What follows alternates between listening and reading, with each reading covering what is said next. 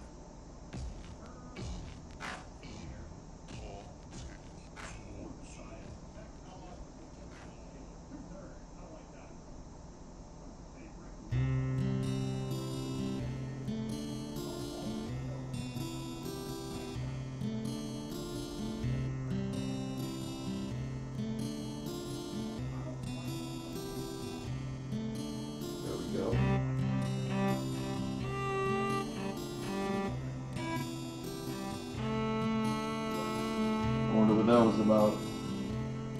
I wonder what that was about.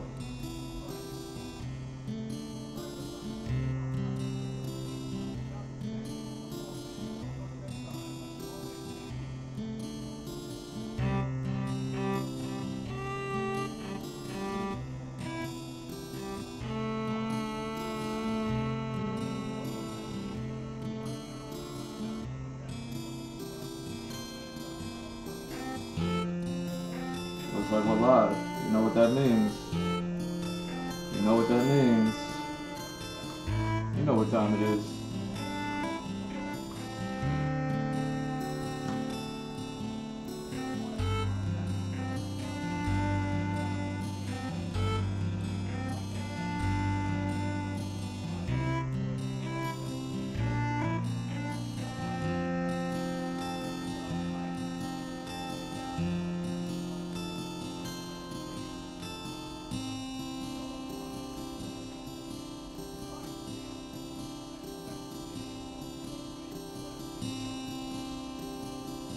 What do we got?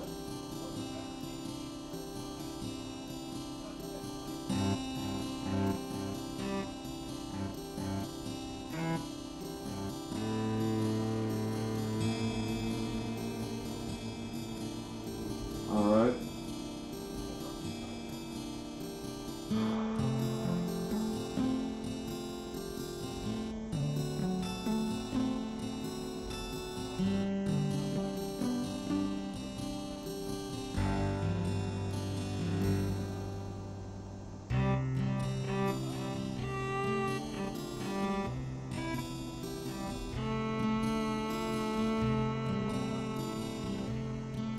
Here we go.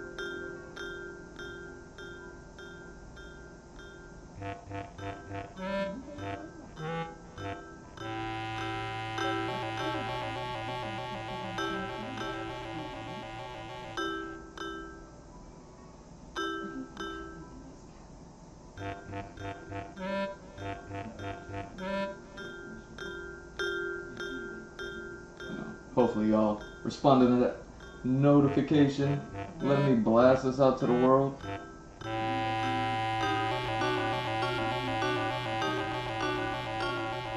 Turns out they want to do more, they're still doing, supposedly, you know what I mean? According to the police, every account is a spoof account, even when people admit that they're them.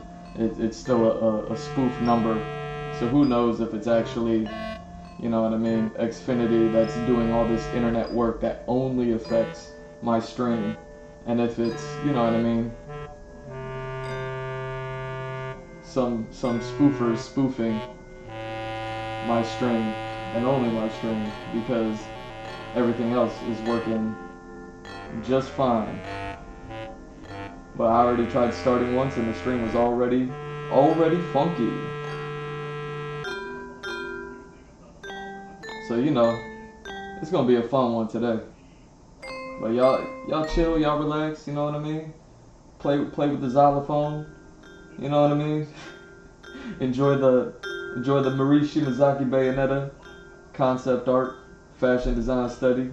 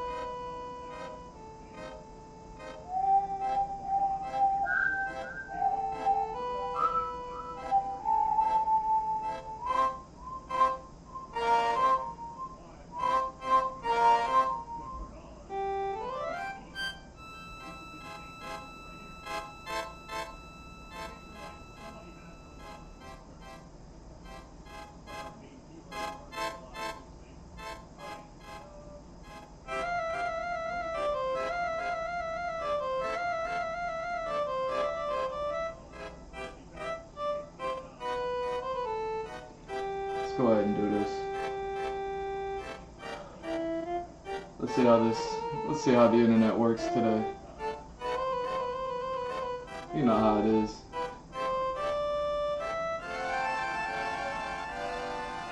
And boom, we are live. What's up, everybody? It's G Mr. Drew welcoming you to another episode of the Andrew Glowshevsky Experience. This is going to be episode 707, Krispy.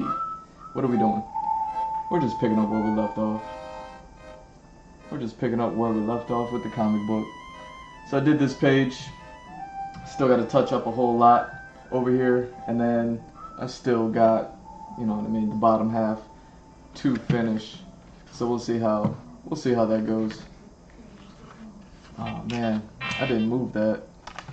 So yeah, I didn't think I was gonna need to, but here we are. Alright. So yeah, let's just go ahead and start touching up some of these panels and then picking up where we left off.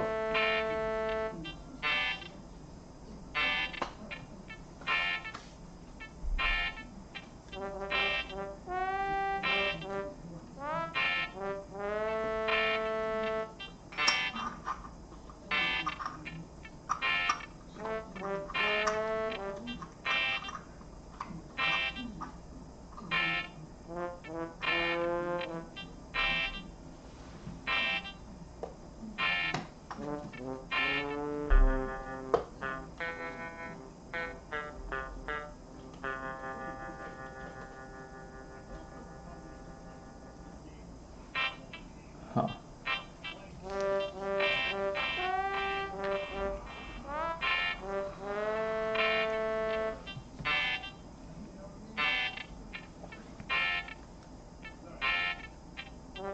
Hmm.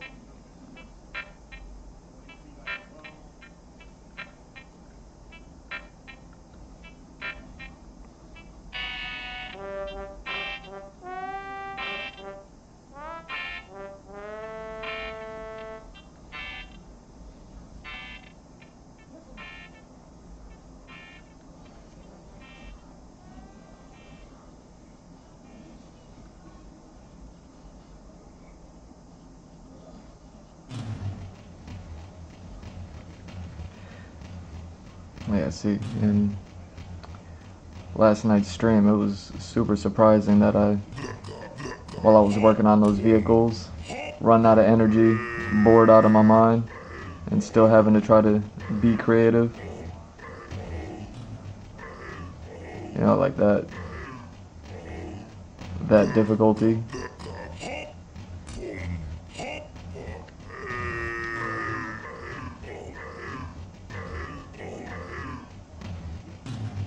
Like, that's often what happens with these things. You know what I mean? When you have to constantly create.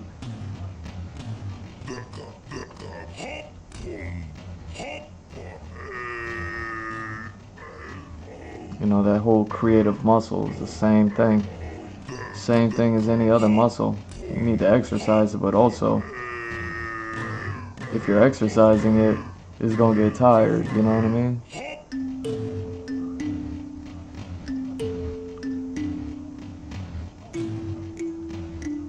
Like, people just think like creativity is just there. Like, oh, it's just like it is when it is, but just like working out, it ain't always there. Like, sometimes it's like, all right, it's the time to work out, and then once you're done working out, that's it. It's not time to work out no more. Same thing with creativity. It's time to create.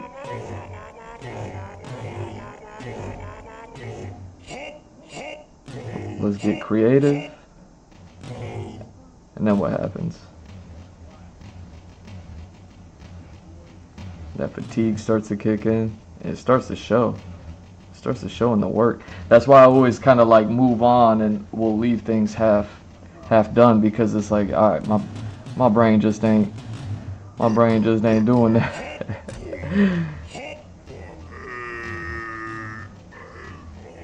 You know what I'm saying?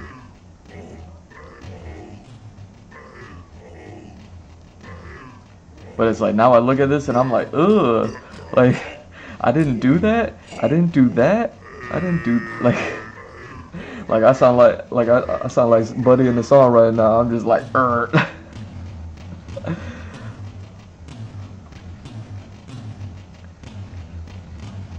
you know, block a right. You know what I'm saying?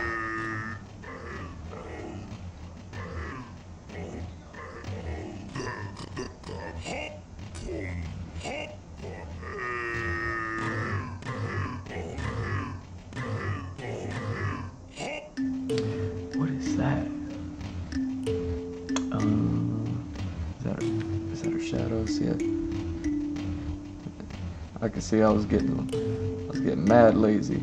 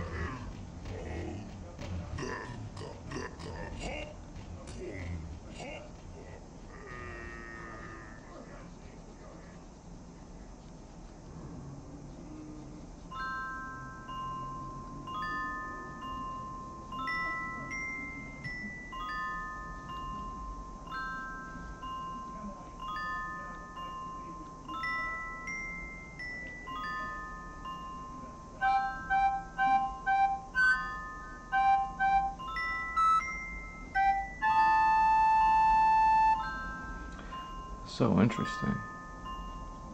That's the same tune.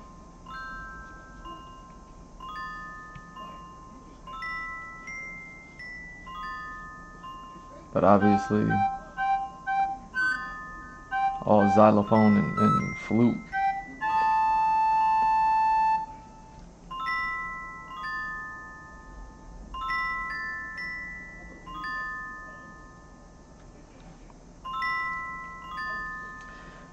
It's interesting.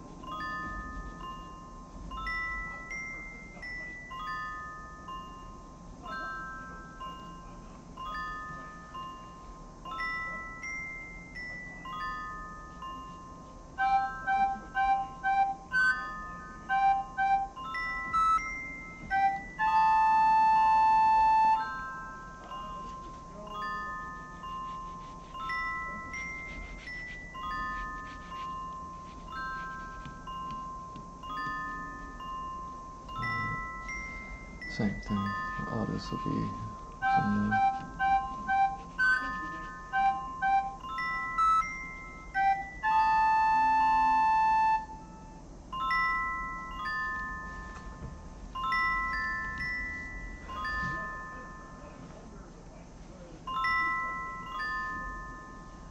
Oh, we're barely even getting this whole panel in here, huh?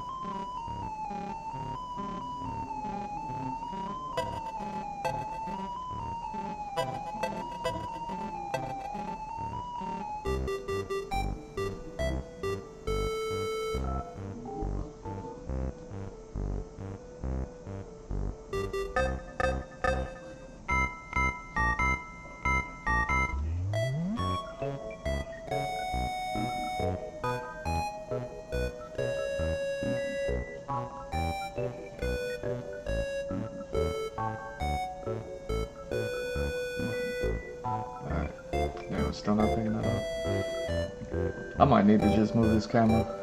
Let's do that. Let's just move this camera. It's all ready.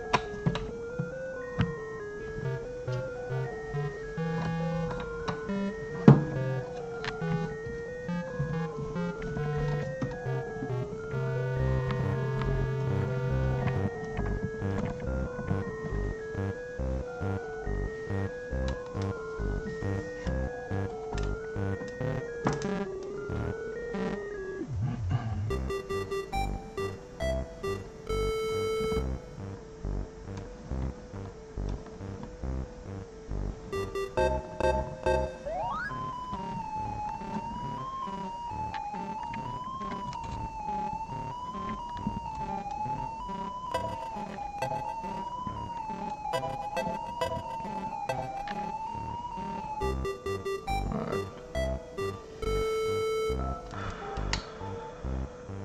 Let's see how this looks.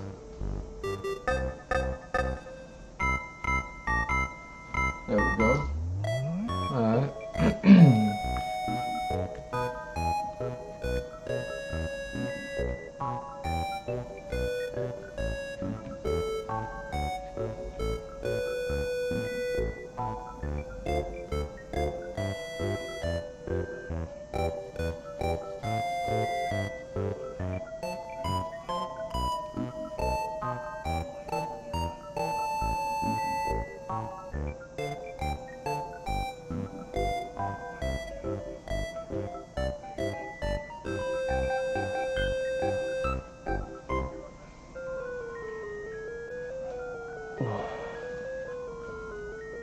Oof.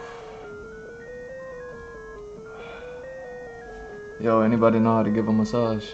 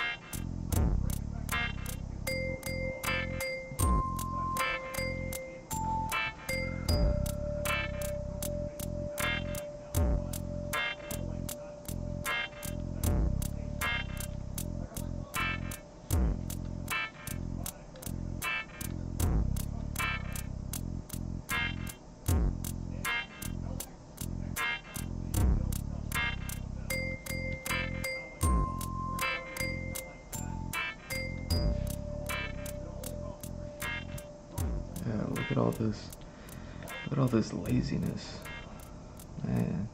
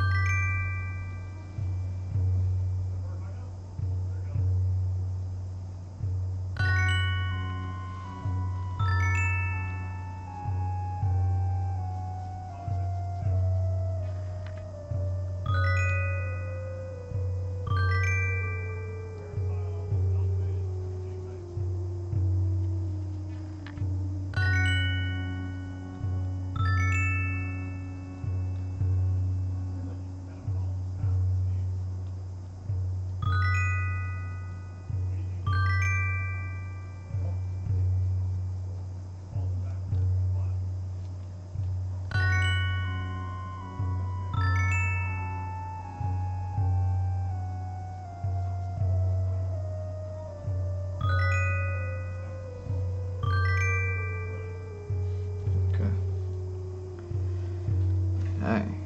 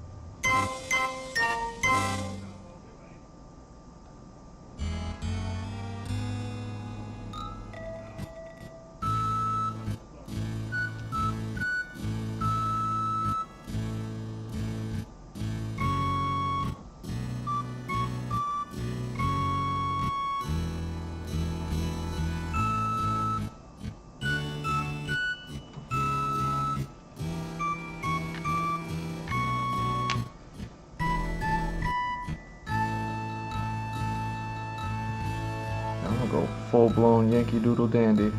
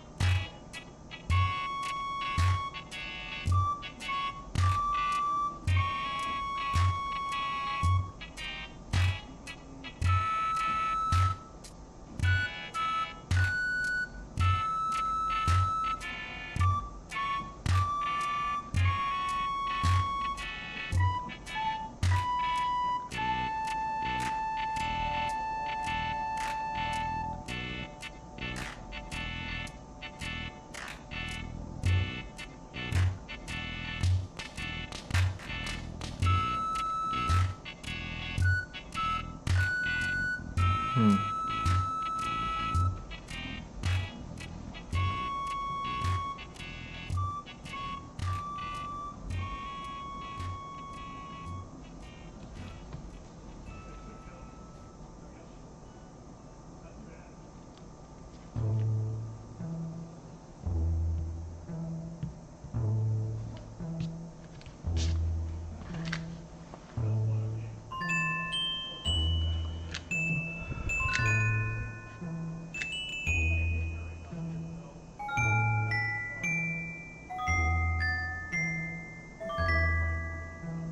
Hmm.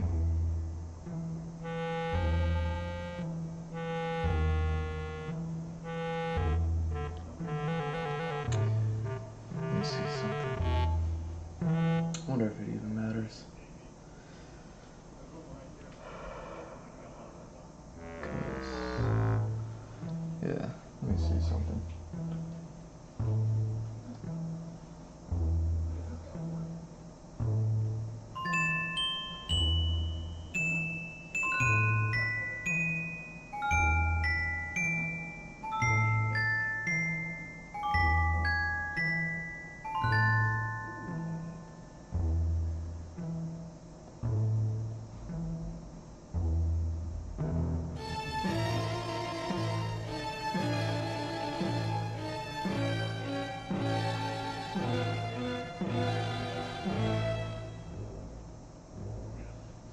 So I got you facing that way.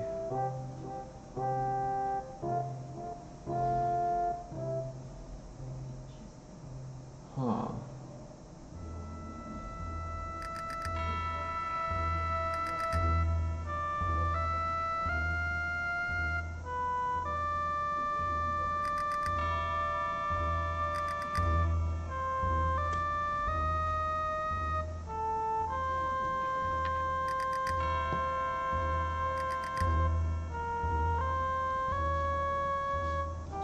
Alright, let me see what I could do. Hold on. Let me see something.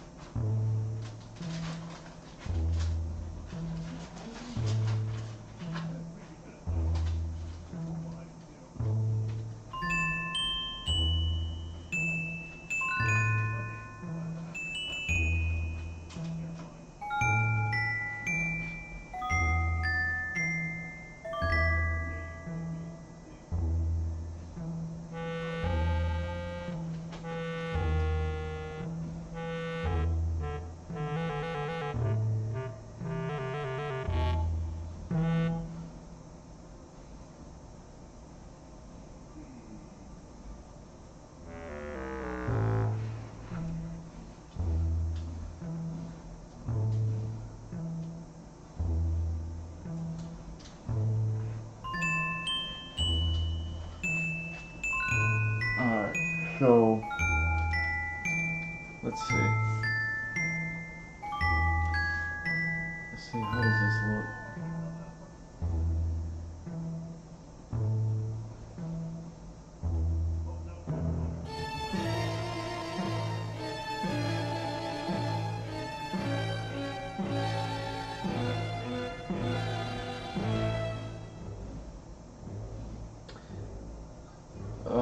Do I not have any? Do I not have any of those? Dang.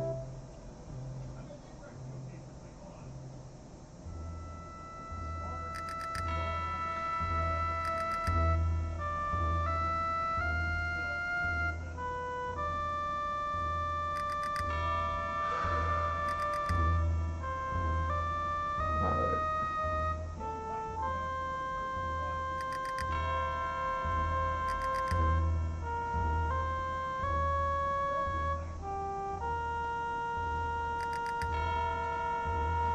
So if you like this, technically, maybe, baby, maybe, it's gotta be,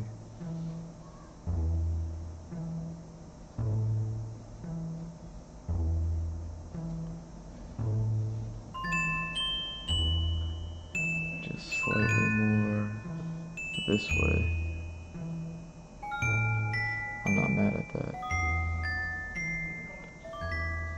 I'm not mad at that.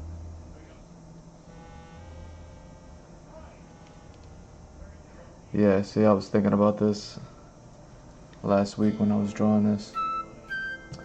I was like, something about it is just not right. But that actually works now, because going down that way, going that way. There we go. Now we're golden. Now this part would actually really be out like that.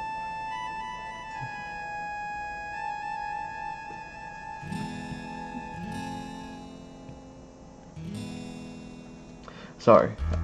I was gonna pull up the images so y'all can see what I'm looking at, but it's not even worth it. I'm just looking at my world map, my locations, placement, and the direction of the direction of the sun, where, and the time of day. You know what I mean? Like super details. Like I know I got like good on the details. You know what I mean? That's the whole point of doing all this work step by step, is to make sure that I have everything, that everything is everything, and all the story placements are set.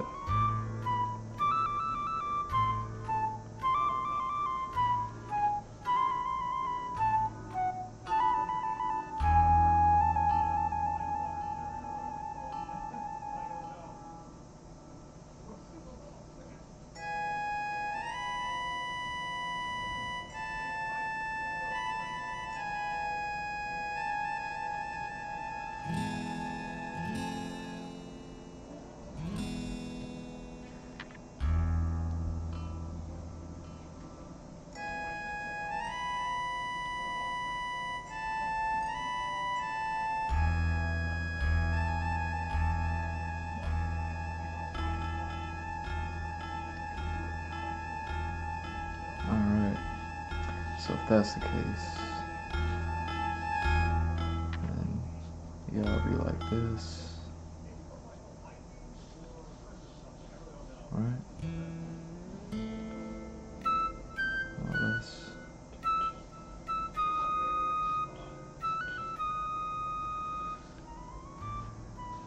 Yeah, you would still run off into that one. Good, because I needed something to offset this shot. That's what I was looking at. I was like, maybe the shadows, I just need to get the shadows right. And again, when it's like late into the day, it's like, oh man, I ain't trying to hear none of that type. So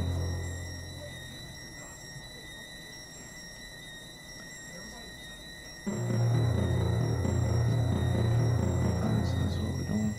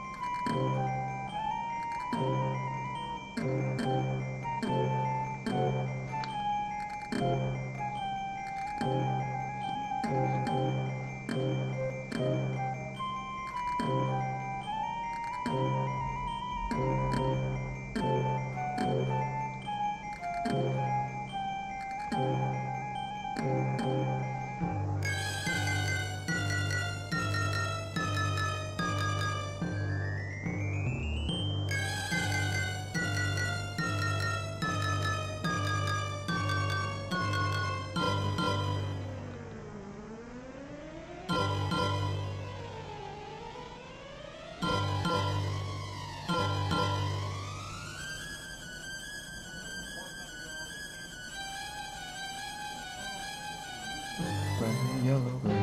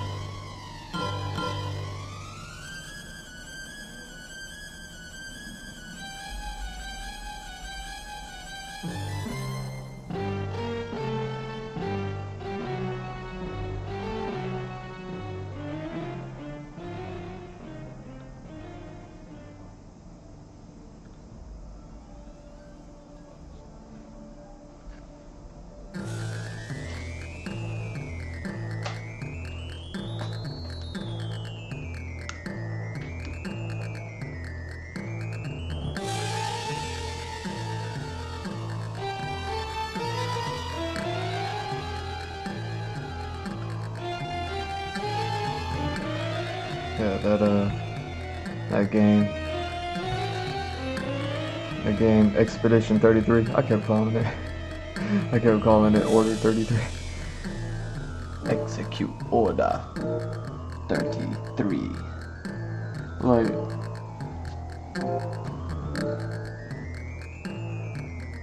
that game is so French. Like, that game is so French. Like, all the enemies, like, they use horns. Now there's one right now with a lamp. Y'all remember the lamp from Beauty and the Beast? Y'all remember the lamp from Beauty and the Beast? All yo ho ho about everything. Ho ho.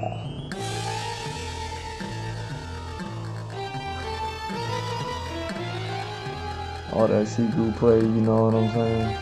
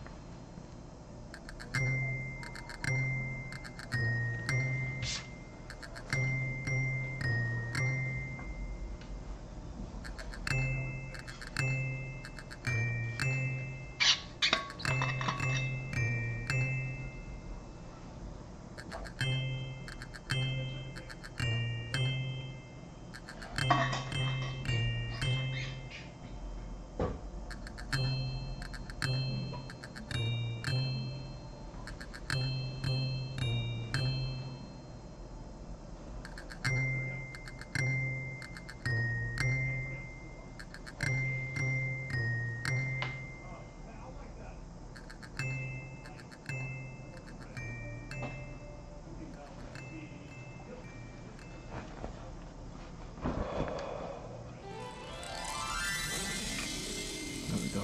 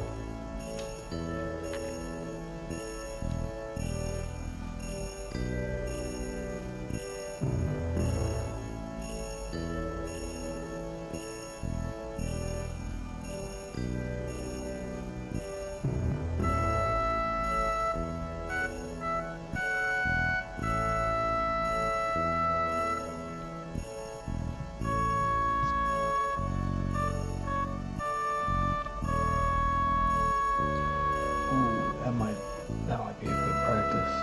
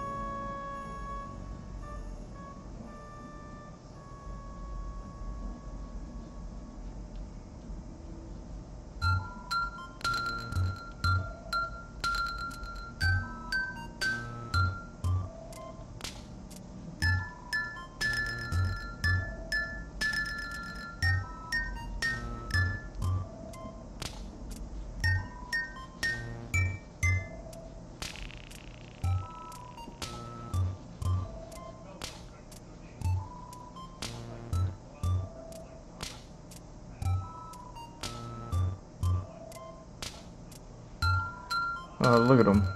Look at them saying what I'm saying. They just said it. They just said Buddy looked like Robert Pattinson, just like I was saying. I can't be the only one that feel that way.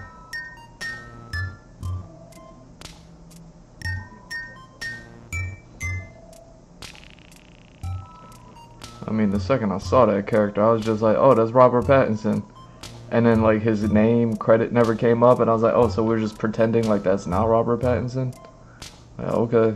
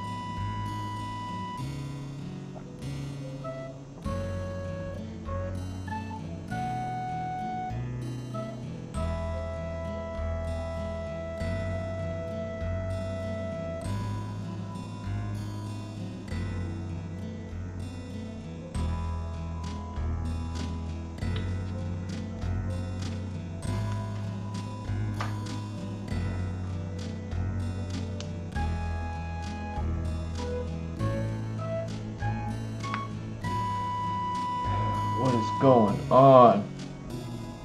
This game is so quiet. She's crying.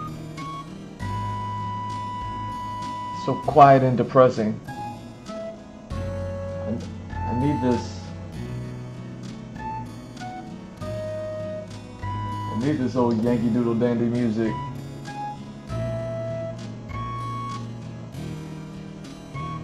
Why is she hugging one of the monsters? I mean, I get it. One of them sniffed her and recognized her. I get it. There's more to the story than we know.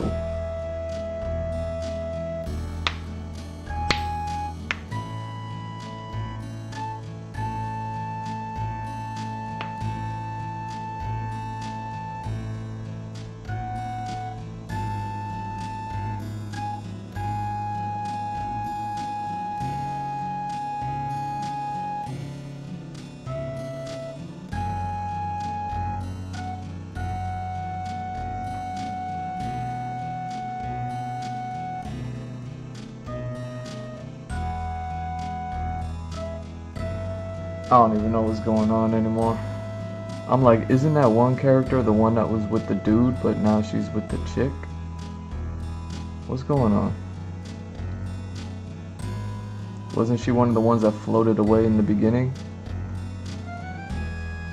When at first I was afraid. I was petrified, was playing. And then everyone turned into flowers. Wasn't she one of them?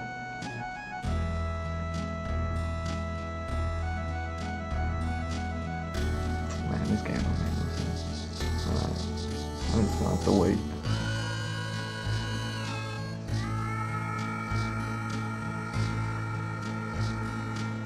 Like, why do people do that? You know what I mean? Ooh, it's a mystery. It's a mystery. You have no idea what's... You know what I mean?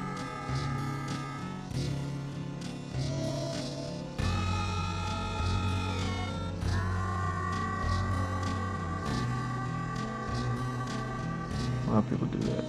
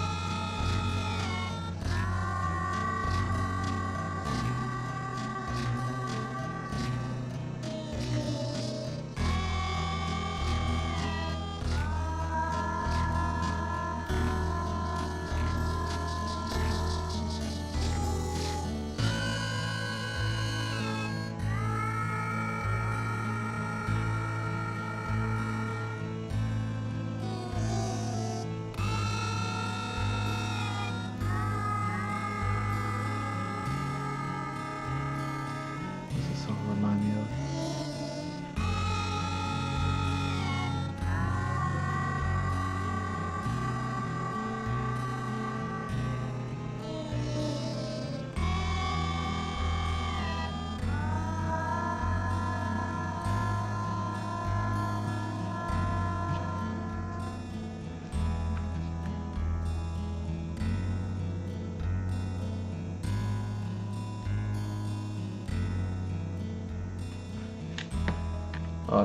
Now we got new people. Act 2, and we're just now in Act 2. New faces pop up. People I thought turned into flowers, talking to other people that aren't the people that they were with when they turned into flowers. What is going on? Okay, so the gamer got questions too. Okay, I'm still not alone on this one. Can't stand when a story is just like, oh, we're gonna be mysterious just because. You know what I mean? Like, for instance, I've talked about the special effects used on the Void and how something like that can be utilized in live action manga, because manga tends to take characters and then black them out so that way you can't see them. So that way it's like, ooh, they're a mystery. It could be broad daylight, the sun is shining on them, and it will be completely black, just so you can't make out a single detail. Sometimes their silhouette does not even match their character design, just to give you that much more mystery.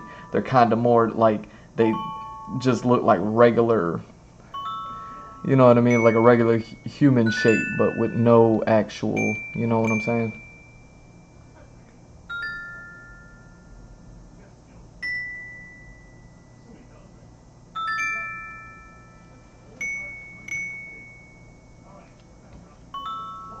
But just because I'm like, yo, they could do that, you know what I mean? Like that's something.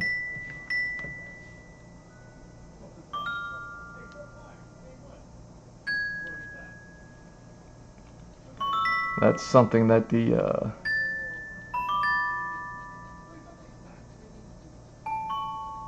you know, people can do.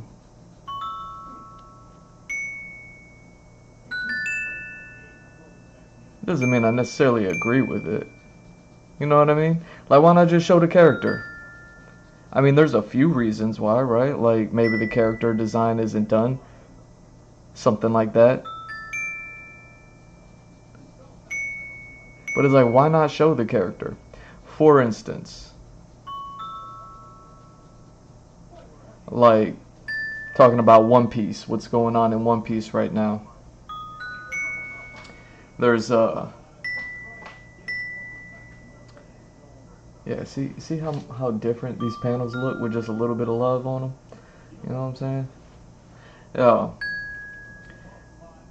So I'm always talking about One Piece. I'll talk about them again. So like One Piece, right now we're in the Elbaf arc. Ooh, I gotta see if the new chapter came out. We're in the new Elbaf arc, right? And Elbaf is kind of like the land of the Vikings. Like it's like Viking island essentially. So it's all Viking stuff. And as with anything and everything that is Vikings, like, you know what I mean, like God of War and all that stuff, like now that he's like dealing with Ragnarok and all of that, you know what I mean? All of them, like we got like Loki, right? Loki is a character in One Piece. Now, I'm not gonna spoil nothing because Loki was introduced, I don't know, what, like 1,000 chapters ago? When, I don't even know when. It was like before Dressrosa, possibly before Punk Hazard, like possibly before, you know what I mean? Like Loki was introduced so long ago. But when he was introduced, the way that he was portrayed visually in the manga, he was a silhouette. Now, his silhouette doesn't look anything like his character design. I should probably almost pull them up. You know what I mean? Like, check this out. Check this out because this is somewhat relevant to like everything that I'm doing and talking about. You know what I mean? People, I often talk about like people don't know what I'm doing, and it's because ain't nobody ever do what I do. You know what I'm saying? Like I'm out here. You can't do what I do. You're not willing to, because even the greatest aren't willing to do it. So you know what I'm saying? Check this out.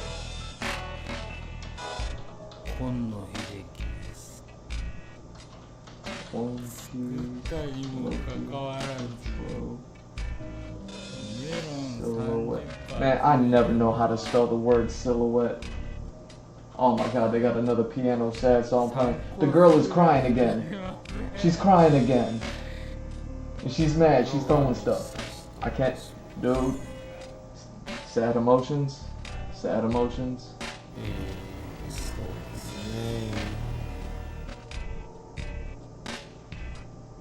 Oh yeah. Look at that. There go Tumbarella. there go Thumbelina.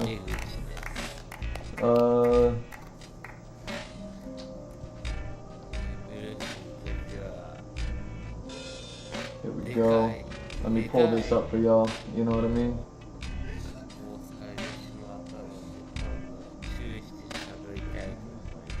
Finish file. What? Wait, what kind of file is this? Don't tell me this is an ABIF.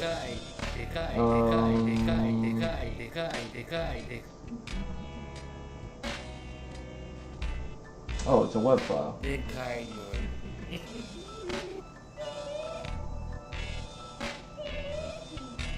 Let me see. Let me see if I could just, you know what I mean? Oh, come on, don't do that. Well, I guess we can still use it. We can still use it. You know what I mean? It's got like when you mouse over something and then it puts like a watermark over it. Look at the rhino. Look at the rhino.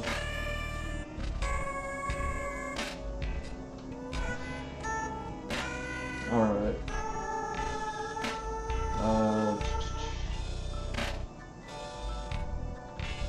Here's a screenshot.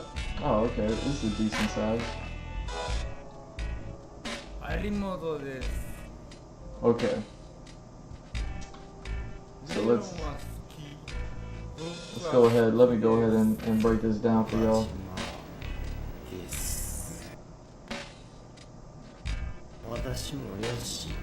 So you see, this is what I'm talking about. Like when I say like live action anime, they're gonna start utilizing that effect that was used, or that is used on Void on the upcoming, or maybe it's already released Thunderbolts movie. And look at this. Anime will often introduce a character but completely black them out. That character that's right in the middle with the crown, that's Loki. He was introduced, like I said, like 1,000 chapters ago. That might be like 5, 10, 15 years ago. They drew a picture of this character. You see what I'm saying? And they were like, you know what I mean? They were talking about him. There was a character. She was like, "Oh, I'm gonna get married to this guy. I didn't want to get married to him." You know what I mean? Like whatever they were talking about. But they introduced Loki 1,000 chapters ago, and then I think maybe we know at this point that because they're saying Elbath in that panel right there. So Elbath, like it's like, okay. As with everything that kind of gets preluded to, like it's like, okay, we're gonna find out about Loki. We're gonna get to Elbath. We're gonna learn this stuff. Here we are, like 50 years later, and now we're finally here, right? Now, that's pretty much all the information that we got. Maybe, you know what I mean, some verbiage here and there, but that's all we got. And they do this with a lot of characters, right? And a lot of animes do this. Check this out. Check this out.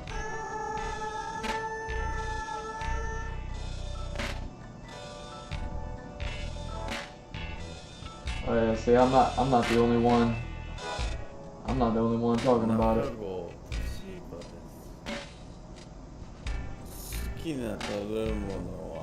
So check this out. Let me bring this up for you.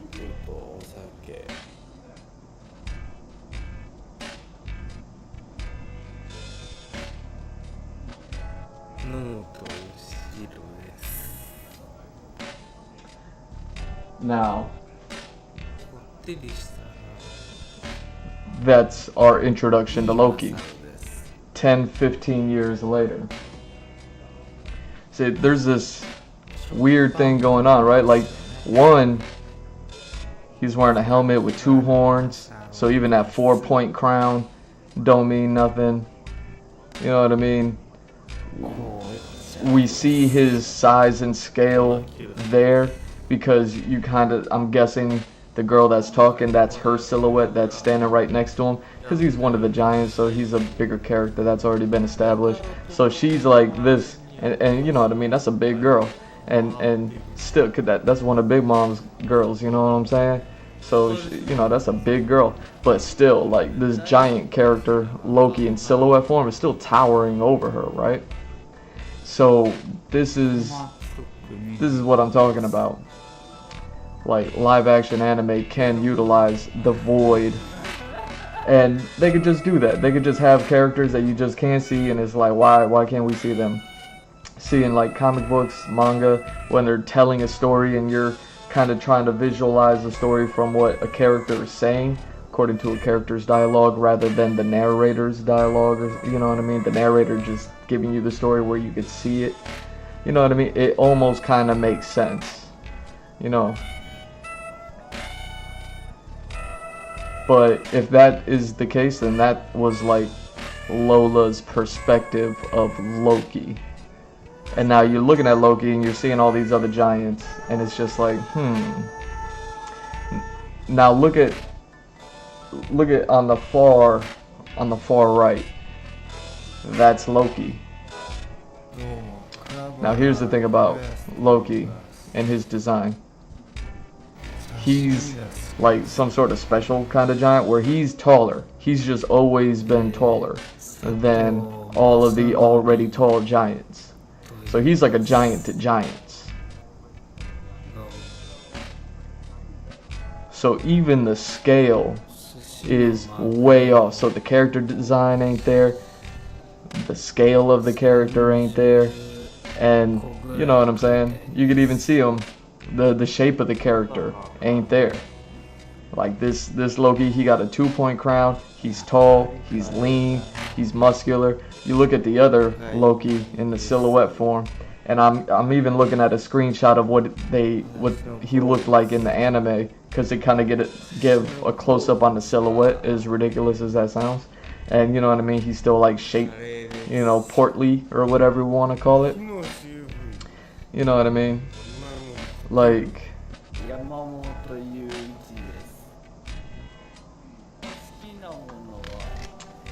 why not just have the character design? You know what I mean? The only reason why you wouldn't have that character design ready is because you weren't ready. You know what I'm saying? Like what's the narrative benefit to not being able to show what Loki looks like? Could you reimagine that scene of Lola talking about him and then going through going through her talks with Loki, whatever it is that we're looking at as far as like her relaying the message over. I think she's talking to Nami at this point. She's talking to Nami about this exchange that she had with Loki, where they were supposed to get married, and she's like, I don't want to marry him. And then she, you know what I mean, bounced. Like, how different is the scene? How different do we look at the situation if we just see for what it is? Like, why, you know, maybe 10, 15 years ago, the Loki design hadn't been done. But, like, why not? You know what I mean? Like, if you know the story is going there, and you know you kind of gotta, like get there, and now you need to, like, visually depict. At least, you know what I mean, when we're talking about the Void in the Thunderbolts movie, like, his silhouette matches his character's, you know what I mean, silhouette, essentially. Like, exactly. Like, there's no, like, he turns into silhouette format and now he looks like Blackheart from the Marvel versus games or anything like that. Like, when he's in, I don't know. All I'm saying is, like, why aren't the character designs done yet? Like, look how different that would be. Even Loki's not even taller than those other giants that are in the background. You know what I mean? Like, they're not even depicting him as, like, tall. Like, was that not even done? Was that not even a part of, you know what I mean? It's weird and strange to me that anime does that, but you know what I mean? Like I've been watching anime my whole life, so I kind of had to learn alongside, like, this is just how they do things, and it's like, alright, cool. Like I just learned to live with it, accept it, like it, enjoy it. I'm still watching anime, but it does, I do have to question, as an artist myself, I gotta be like, why didn't they visualize? Why didn't they give any visual representation as to what this character looked like? Narratively, you know what I mean? It doesn't make sense. Narratively, it doesn't make sense to hold back. Like I said, the only excuse you can give is, like, that if she's talking to Nami, that this is Nami's thoughts of what she's hearing from Lola's dialogue. So Lola's talking to her, Nami's thinking, and this is what Nami's thinking. You know what I mean? That's the only way that you can kind of explain that. But if the way that these things come off is, this is Lola's memory. This isn't Nami's thoughts on Lola's dialogue. This is Lola's memory. So now, if we're talking about Lola's memory, why does he look like that? Could, you know what I mean? Now, again, narratively, it doesn't make sense to black out a character like that. You know what I mean? Like to me, unless you just, like, weren't ready to show that character. And I don't mean you weren't ready to show them because of the story. I mean you weren't ready to show them because you just didn't do the character design yet.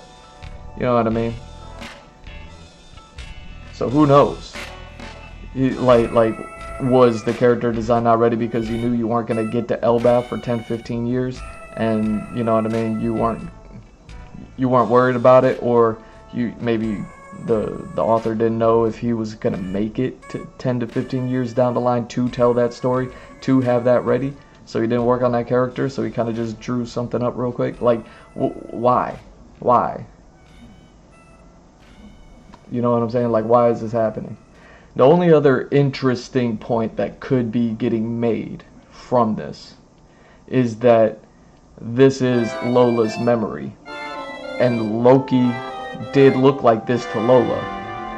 And the only interesting thing that can come of this, and I don't know, you know what I mean? I don't know, I don't deep dive into the stories all that much like that. Like, I just kind of like to enjoy things. So, is if this is the Loki that was presented to Lola, if that makes sense. Like, Loki being the trickster that he is, Loki, you know, I didn't follow the timeline and all this stuff. He, you know what I mean? Like, I don't want to spoil anything for anybody, but he may or may not have even been present to be able to be there with Lola. Maybe the Giants just set up some dude, threw a bummy crown on him and said, yeah, that's our Prince Loki right there. And he's over there like, dirt. You know what I'm saying? All not Loki. All not Loki for sure. And then Lola bounced. Lola was like, nah, this situation just seemed like, you know what I mean? This one smelled like, you know what I'm saying? So, it's like, that's the only other interesting thing that could come of this, is if that is Lola's memory, because Lola was presented with a false Loki, and she just kind of like felt that, and then that's why she didn't go through with the marriage. And then that, you know what I mean, that's all story and plot, and things happen because of that and all that other stuff. But could Loki have been trying to pull one over on her? Considering Loki's position, y'all can see that he's like tied up. Like was it because Loki was already tied up at this point? Like, again, I don't know nothing about the timeline, but like literally tied up, whether he was over here tied up, over there tied up, he was tied up doing something that he wasn't able to make it, so the giants tried to pull a fast one without Loki. You know what I mean? Like Loki had nothing to do with pulling a fast one on Lola.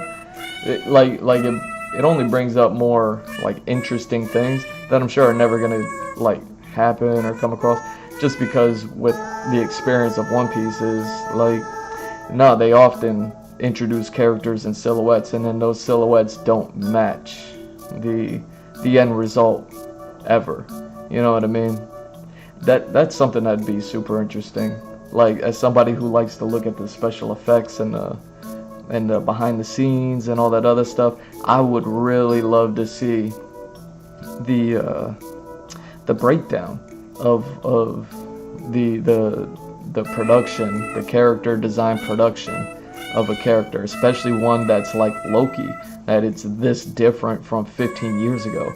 Like, over the course of 15 years, how many times did you revisit that character to try to capture what they look like? Was it just 2 times? Like you were like, oh, I need to draw some for Loki because Lola's talking about him, and I kind of need to just kind of give it like a quick little, you know what I'm saying, something, pop, and then like 15 years later, you didn't care until you're like, okay, now we're at Elbaf, let's draw, and now, you know what I mean, blah, this is him. And then you just like 2-shotted it. You know what I mean? 2 shots. 2 opportunities. You know what I mean? Like did you just like that's what I would like to see. Or over the course of 15 years, did you revisit Loki's design 15 times? And how many iterations did it go through? Did you just did the author do it by himself? I don't even know if the author has someone who helps him. Not that that's a bad thing or anything. I'm just saying. You know what I mean? Like, I would love to see that stuff. To be like, yeah, I worked with this artist for 5 years, and then I worked with that artist for 5 years. These are all the iterations that we had for this character. And we landed on this one at the end. So by the time we got to the story and we're writing it, like, we just went with it. It's metal, it's rock and roll, it's everything that we ever wanted. And we also understand it don't look anything like the original silhouette. Whoopsies, you know what I mean? Because character designs, they'll go through a whole lot. They'll go through a whole lot of... what do I got here? Like, I could show y'all something real quick. Like let me go ahead and do this.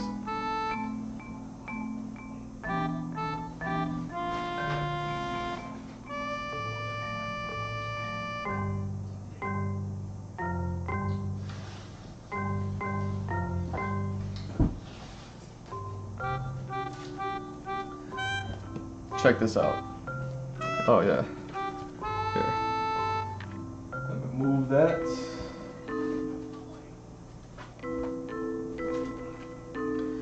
Let me put this here. Hopefully the camera is gonna be aight where it's at. So, check this out. And I just want to kind of show y'all real quick as far as like character design, how complex and difficult that it can be when you're working. You know what I mean? Is it worth it? Let me work it. Like, alright, so I got this book. I love this book. I mean, yo, when I say things like the Bayonetta concept art book is one of my favorites, and then the other day I had what was it, Kung Fu Panda. That was the first one that got me into getting concept art books. Is one of the greatest concept art books I have. So it's like Kung Fu Panda, Bayonetta, and then this one kind of has everything that I'm talking about as far as like, and I don't even think they call it art book. They call it, yeah, the official complete works. And this is the kind of stuff that I'm talking about as far as like One Piece and everything, because you know it's been going on for 30 years.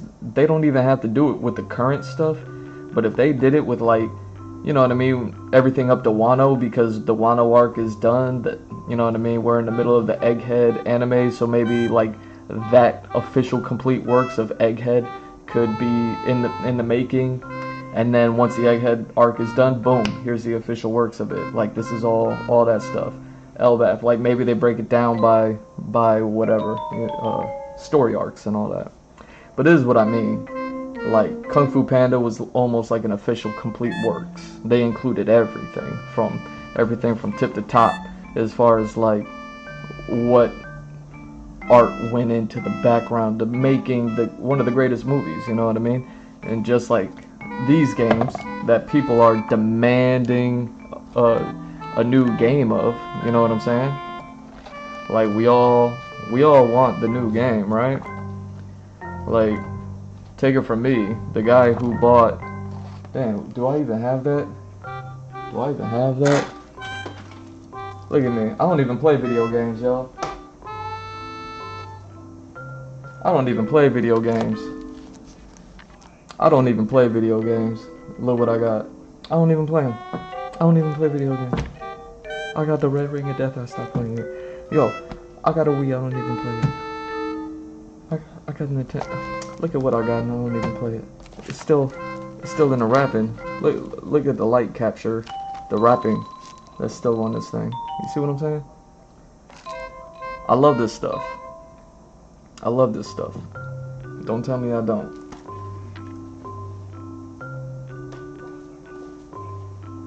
We all want the game, right? Like, we all love it. Look at how many tabs I got on this book. You know what I'm saying? Like, a bookmark was not enough. So check this out. I'm here to show y'all, well, again, official complete works, but you can see this is why this is one of the best, right? Like, it shows everything. Pencil sketches, line art, to the pixel art.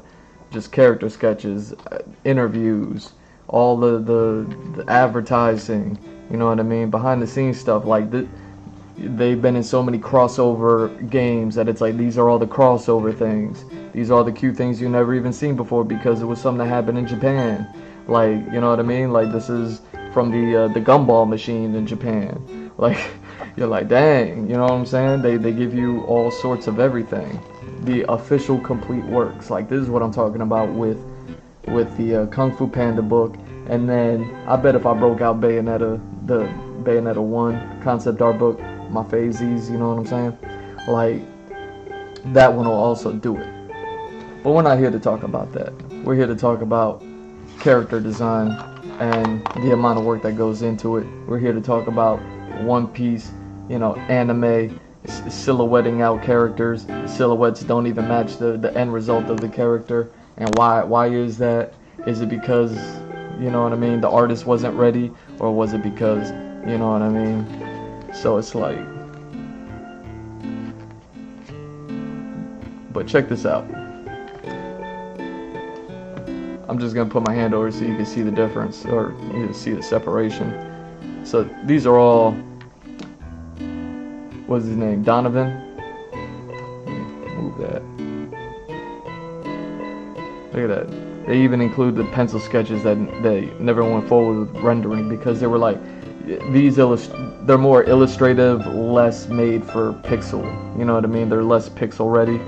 You know what I mean? As far as like a character stance, is a neutral pose. And then they landed close to this one. You know what I mean? They were like, all right, we like this. Now turn them into pixel art. And then he ended up looking completely different still. You know what I mean? But still very close, right? But look at all the differences here. You know what I mean? They're skinny, tall, buff, you know, light, dark. He look like this, he look like that. He looks like a wizard here. Look, dude, look how hard that collar is popped. Look how hard that is a collar right there. See, like, I'm jealous, you know what I mean? Like, I'm over here. I gotta like, you know what I mean, put wings on a shirt just to get my collar to look like that. But yo, you know what I'm saying? Same thing here. Look at this character. See, this is what they landed on. Cool design, you know what I mean? This is Capcom doing Capcom. And we love Capcom. But look at this. You know what I mean?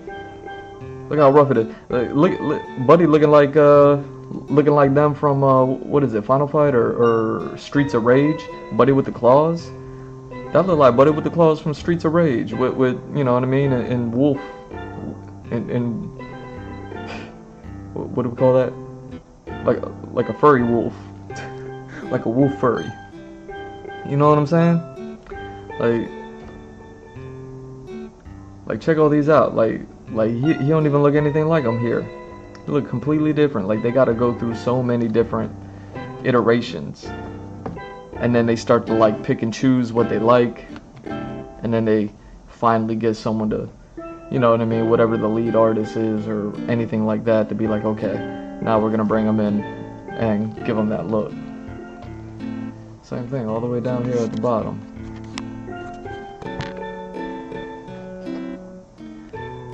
You know what I mean? Like, I know y'all can barely see it, but still, it's like you could see the difference. You could see that there's differences in the silhouettes, the shapes, the colors, everything.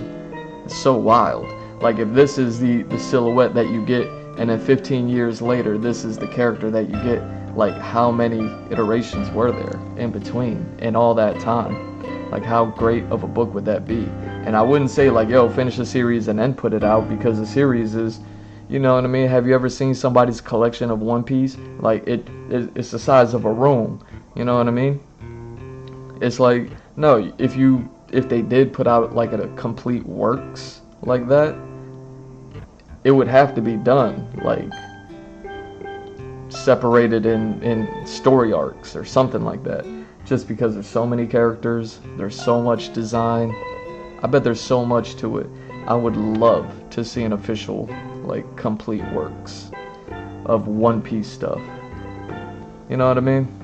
When I was a kid, I wasn't even a big fan of some of the character design. I wasn't a fan of the early stuff, you know what I mean? I'll be honest about it. Like, I'm a fan now. But, you know what I mean? There was that moment when they stopped airing. When they stopped airing things. And, you know what I mean? Like, I just stopped watching it for years on end. And I had stopped watching mid Skypiea arc, and then I didn't pick it back up. I binge watched it all the way to Dressrosa, I believe. You know what I mean? Like, I believe when I was at Dressrosa, I can't remember Punk Hazard or Dressrosa happened first or second, but like by the time I caught up to it, it was already at the end of whatever arc I was watching at that time. But like from Skypiea all the way to Dressrosa or something like that. Cause then I remember like they jumped right into Wano, was it? Or no, then they jumped into like the Zunisha and all that other stuff. The Mink arc. But look at all this. You know what I mean? Like, Buddy was blonde at one point. He was a soldier at some point. Like, that's the other thing. When you're doing like Dracula, Wolfman, Frankenstein, you have like some grounding to those characters already. Just look at the Universal Pictures movies and all that other stuff all the way back. All those horror flicks. You know what I mean? Not like the current day horror flicks, but like the classics, you know what I mean? Like, you have something to pull from, and that people can go ahead and gravitate towards, you know what I mean? You just gotta Capcom it up. Something like that. But zombies? yo, but zombies. Like, they were like, okay, what about a zombie character? And you'll be like, okay, we could do that. And then you're like, wait a second, are we gonna go, you know what I mean, Bram Stoker with it? Are we gonna go, what's that other zombie director that always does all the zombie stuff?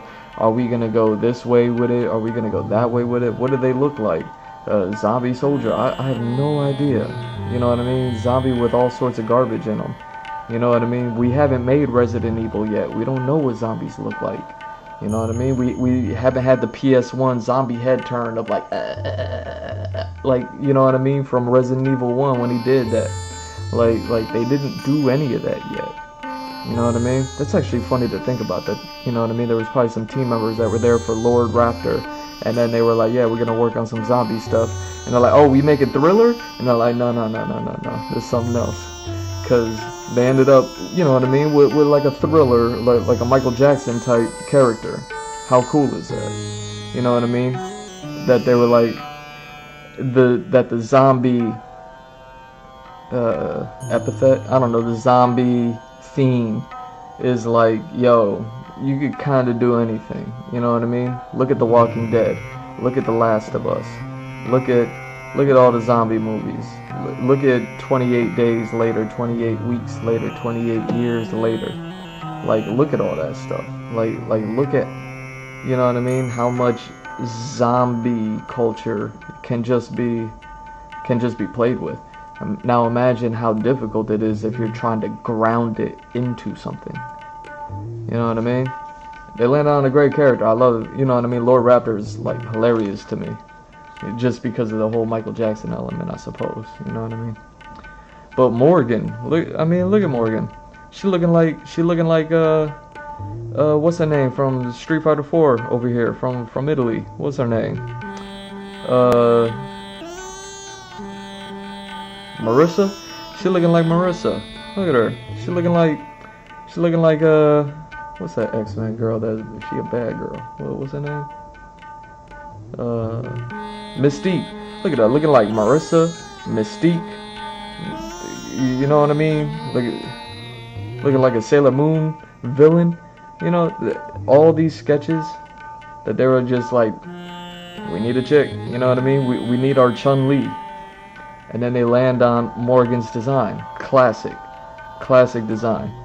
Who doesn't like Morgan? You know what I'm saying? Get out of here. Get out of here if you don't like Morgan. Anyways, Anachrus, you know what I mean? Zombie. They're like, yo, or mummy. They're like, yo, we need a mummy. Like, all right, grab your toilet paper. You know what I mean? Like what are we doing? And then they gotta go through it. We like, imagine in the early 90s how much people knew about mummies or Egyptian culture or anything like that. And then you got to be over there and start making something. Like, and then they landed on a pretty crazy design. You know what I mean? Like, I would love to know.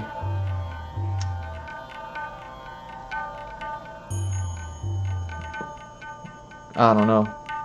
I don't know. Anachrus just has a crazy design because of how buff he is, even though he's a mummy. Like, mummies are naturally like you know, dehydrated, mummified. So, you know, who knows? Who knows? Maybe they were like, yo, Frankenstein isn't enough. But look at all the iterations of like character design, and these are just the ones they're showing us. I don't even know if there was more. You know, perhaps like this one looking like Chitara, or you know what I mean, the cheetah girl from Wonder Woman. Yeah, I don't even need this no more.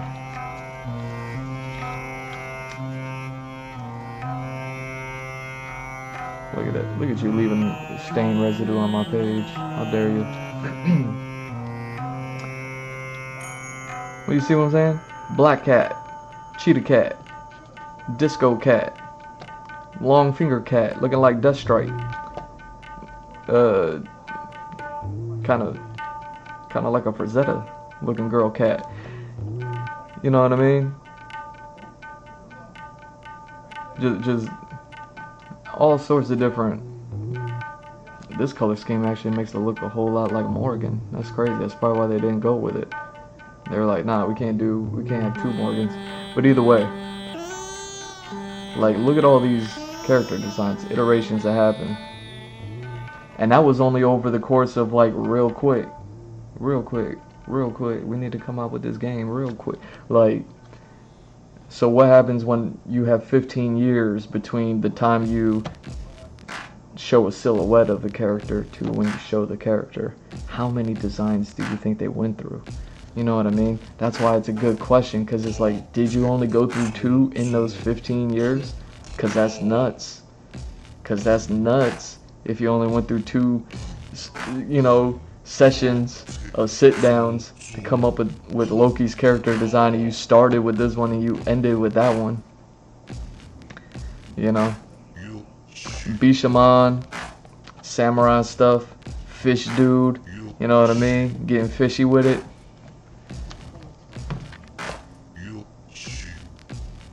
You know, Sasquatch. See, that's another interesting one. Like, what do you do for Sasquatch? And it's actually always interesting to me that he's Sasquatch, and then they let him land on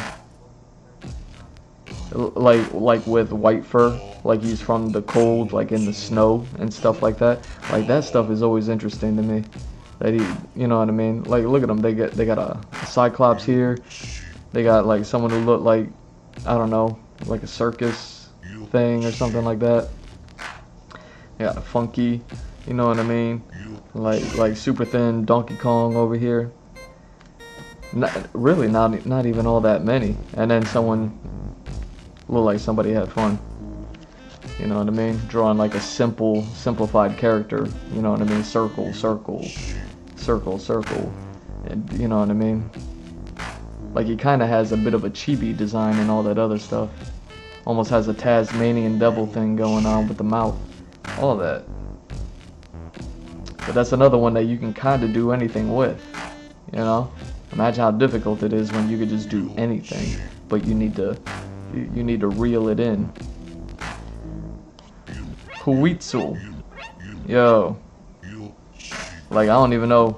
Honestly, I don't know anything about Huitzel. Like, I don't know his anything. I'm sure it's like a Latin America thing, you know what I mean? I think.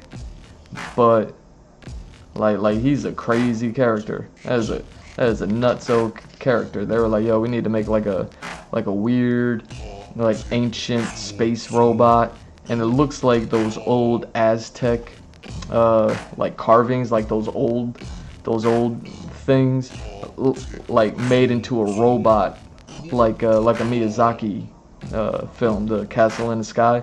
They had those robots in the castle that kind of was just chilling.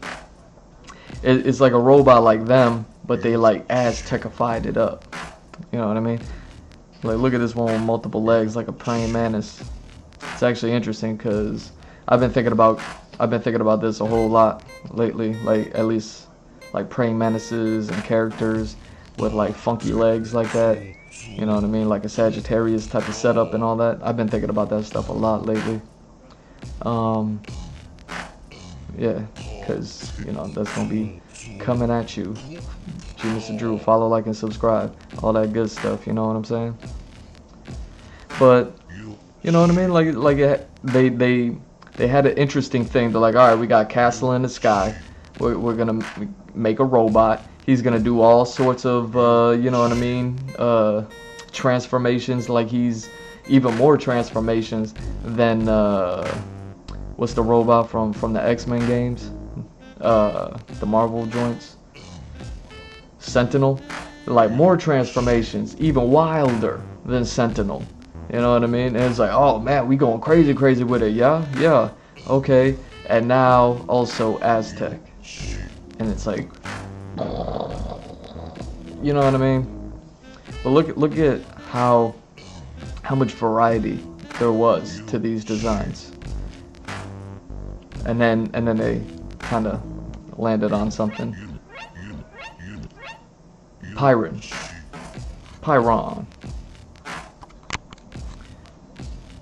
You know what I mean? They were like, yo, we need a flame dude. All right, cool. It's like, here's a dude, here's some fire. They're like, here's a dude. He's basically like a humanoid jetpack.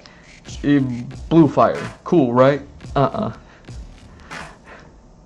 like, just straight up fire demon, Akuma with horns. You know what I mean? We're gonna make Akuma the opposite version of this, where he's blue with you know, reddish orange orbs floating around him in Street Fighter 4 20 years later after this design sort of character. And they're like, yes. Yes. Yo, how crazy is Pyron's like pixel art animation? You know what I mean? When he's all colorful. Do they even have any of that stuff in here? Do they have any of Pyron's like pixel art? Because some of his character art, if you're not familiar with the man's, like, he's all extra colorful, like he's all fire, but instead of just being like red and orange, they throw in all those extra colors like Avatar did, or, you know, Avatar did it like they did, you know, 10-15 years earlier with the dragons, when Zuko and Aang go to see the dragons, and then they get all that colorful fire.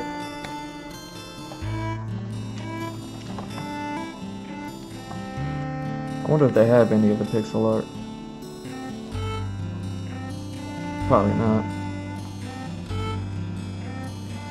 No, they got the line art to the pixel art. Okay. Yeah, so we're not gonna see any of Pyron's colors and all that other stuff, but yeah, see what I'm saying?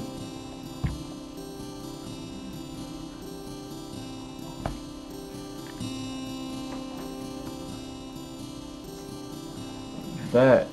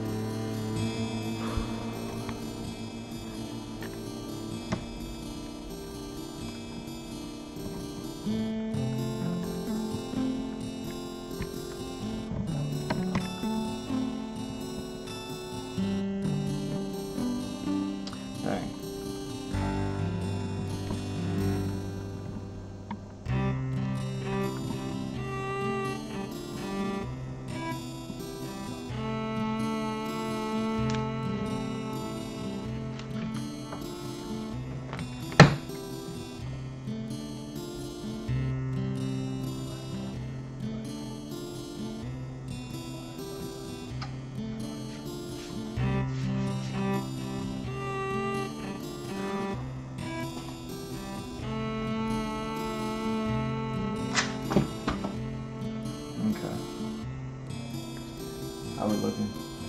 I'll be back. So yeah, like, that's why when I look at stuff like that, where you go from this to that, just because I'm like, it'll be cool for live action to be able to utilize that void look, you know what I mean? That post-production effects to silhouette out characters in live action anime.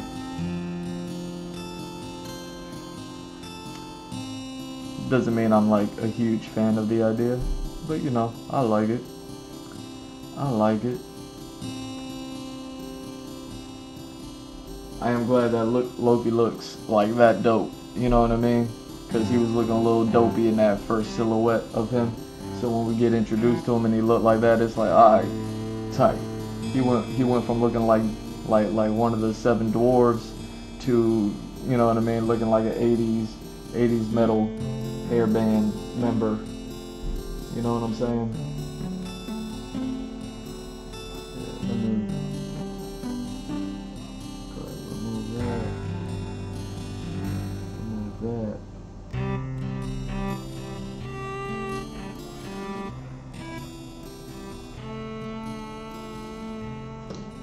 How we looking?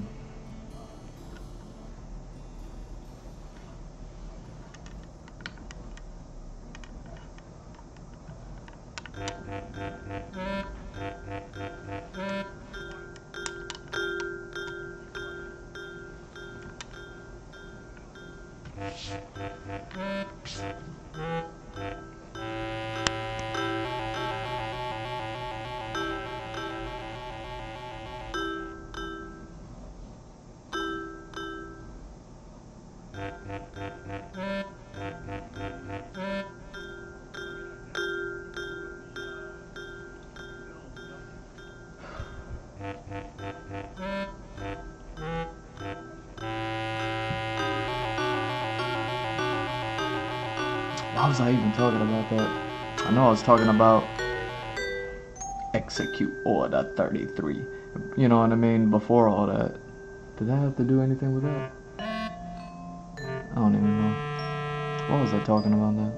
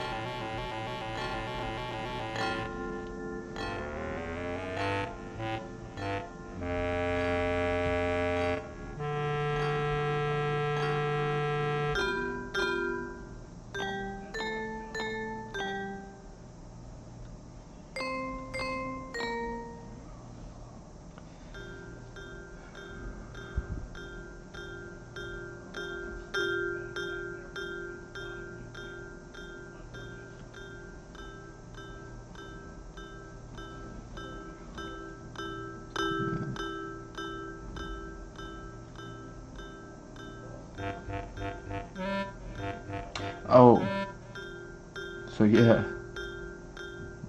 the point was like why I'm so great and why I'm doing everything that I'm doing, and like how I wouldn't want to be unprepared for a character by the time I reach that character within the story. That's why, you know what I mean, I did the world building and concepts just so I can get my artist hand going again, because I knew I was going to run into difficulties. I didn't want to do that with the main cast. And then by the time I started writing the actual script, I needed to start like drawing things out. That's why the storyboards are so rough and they really don't have any features. It's because it's like, okay, now I know according to the story I need to do those. So that's why I started doing the story concepts, and then I'm going through them accordingly, you know what I mean? And then now I have the previs. Now that I'm doing the story and I'm diving into the story, sure, I got like characters and maybe props and maybe vehicles and maybe environments done. But it's like once I'm in the story, it's like, wait a second, I really need to get this. You know what I mean? Look at what happened earlier today with the direction of the lighting and what I needed it to do. You know what I mean? And now look at how much more interesting this panel is. You know, I've drawn this thing how many times? I've drawn this location and this environment how many times? You know what I'm saying? And I'm still able to have fun with it, even though I was drawing it however long, for how was it, just last year? Even if it's only for a year,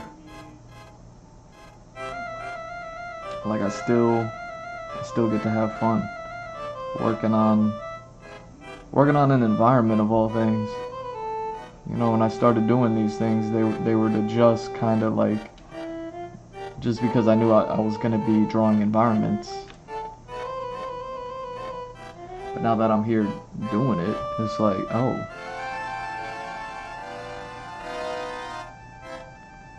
you know what I'm saying?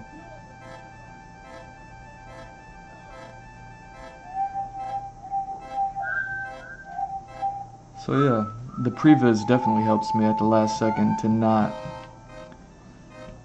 be ill prepared to draw something. Imagine if we saw Loki looking like twice the size of a giant 80s metal rock band 15 years ago. How would that affect the story or anything like that? You know what I mean? Like, I don't know. I don't think people would be less excited to see him. If anything, I think people would be more excited to see him, because now it's like, oh my god. You know what I mean?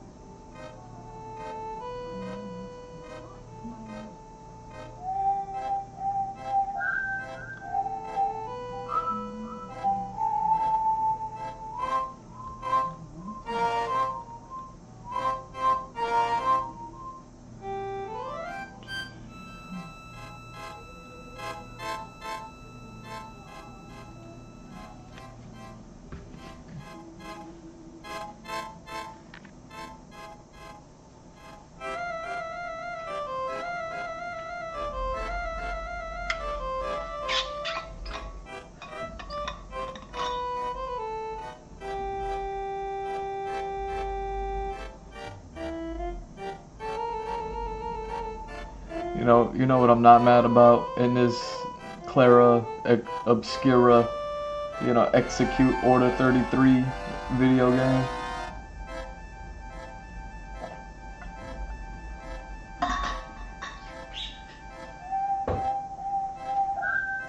All the expeditionists, not to be confused with exhibitionists.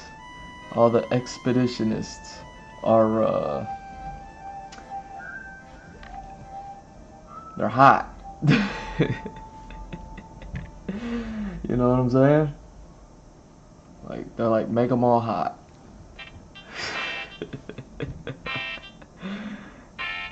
You know what I mean? Is no one talking about that? Am I the only one that's talking about that? They just introduced like a new character, and he's still in here, and they gave him like some Fox Wolfang Fist hairdo, yo. And it's like, psh, Jesus, you know what I'm saying? Like, I feel bad. I feel bad for for cosplayers, yo.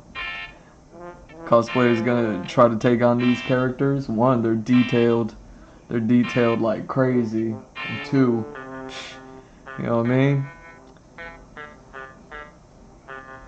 You need a hairstylist and a trainer and a dietitian to sit here and be one of these. Be one of these characters here, yo.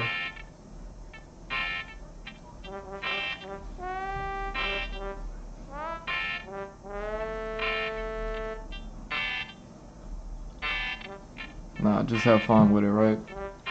Just stay looking like a roly-poly and then dress up like one of them and wear purple.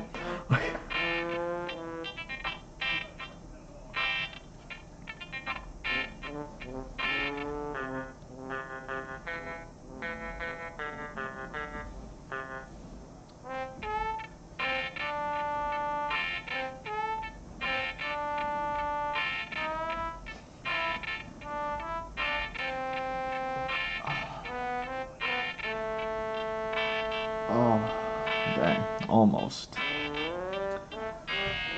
love when you got that kink in your neck, you know what I'm saying?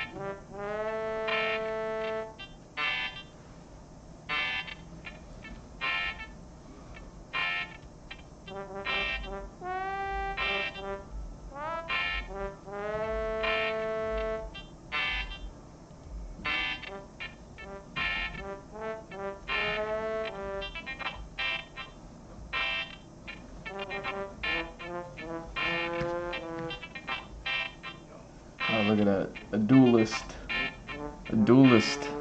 boss. You know what I mean? I'm surprised he doesn't have 2 fencing swords.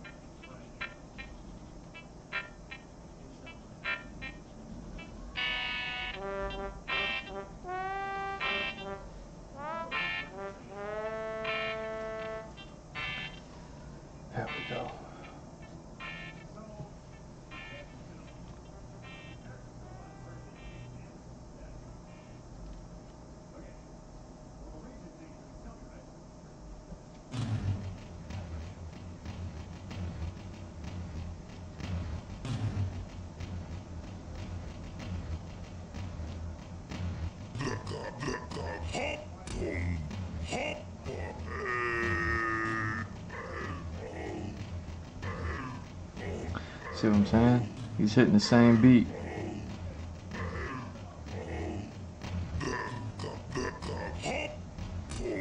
It's just...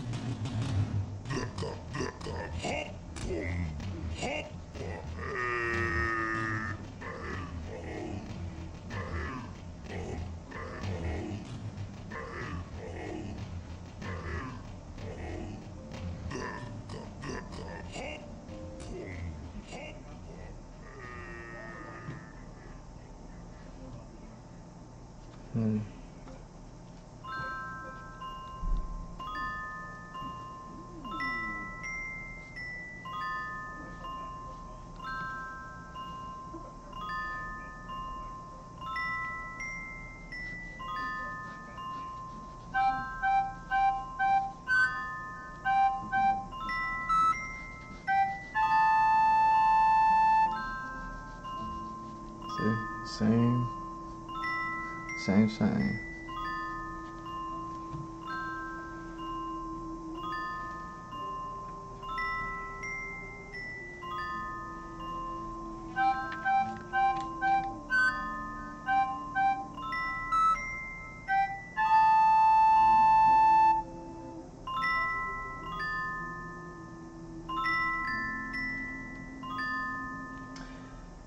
Yo, I definitely missed something because I'm like, where's the main dude at? I ain't seen him in a minute. Now they got this new guy in here.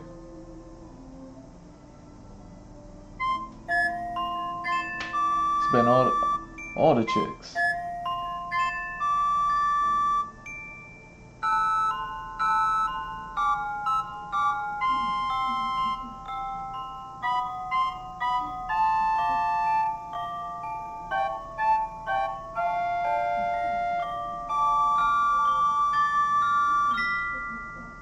Whoa.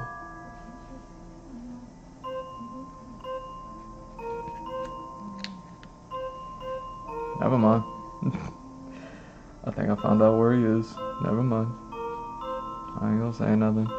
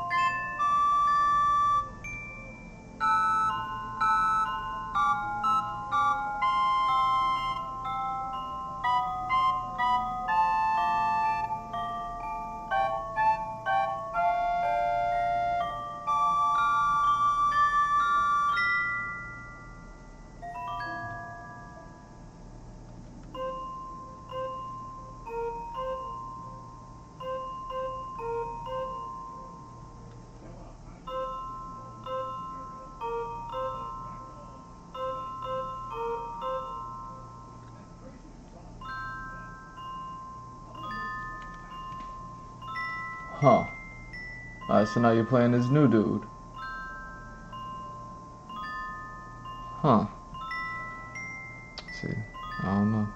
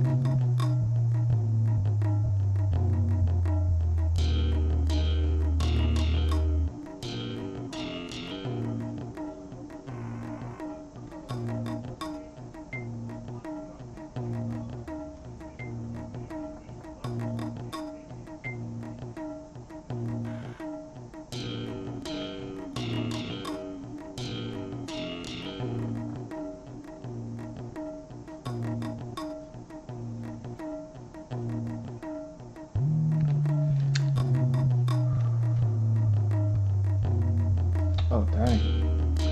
I need some background noise. Let me, go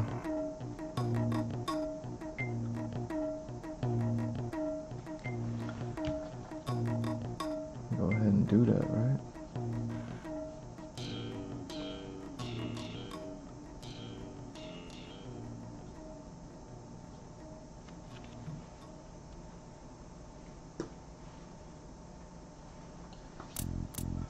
Here.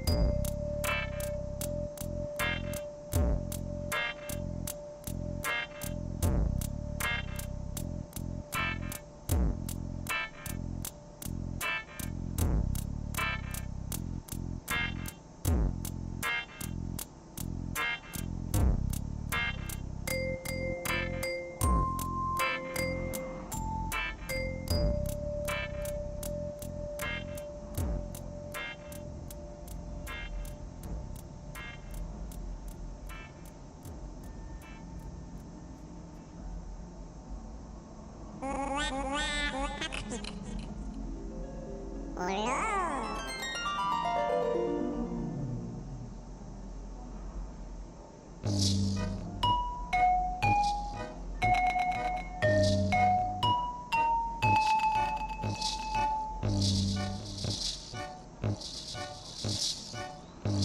my bad, yo.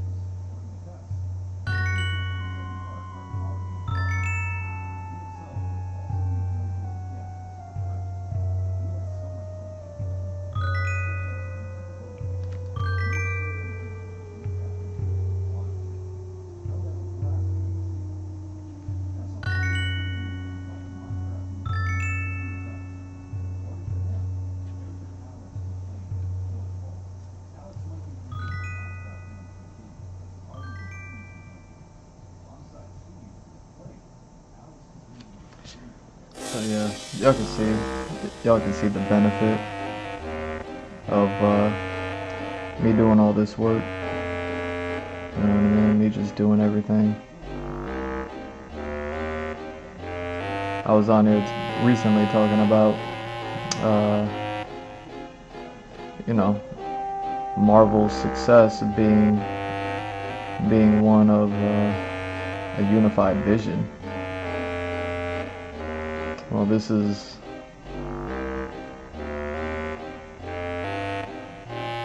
what a unified vision looks like. You know what I mean? It's just Feige had how many people to help him? You know what I mean? How many names were printed across those credits that we stayed and stuck through for 20 years just so we could see the end credit joint?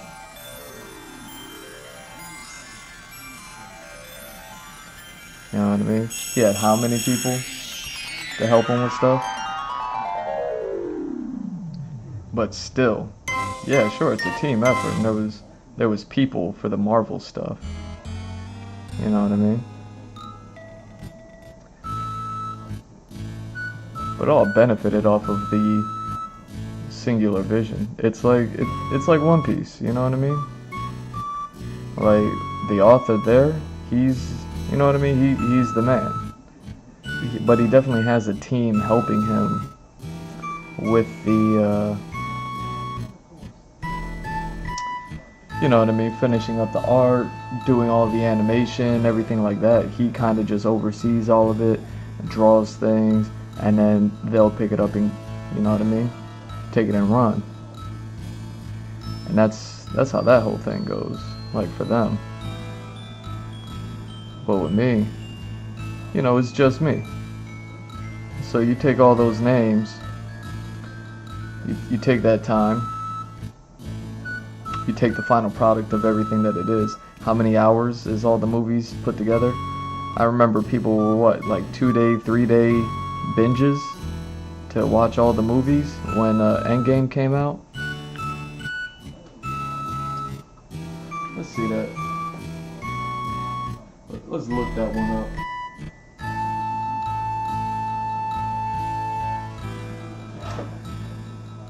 How many licks does it take?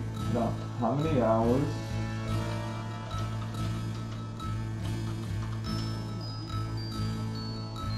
To the Tootsie Roll Center, to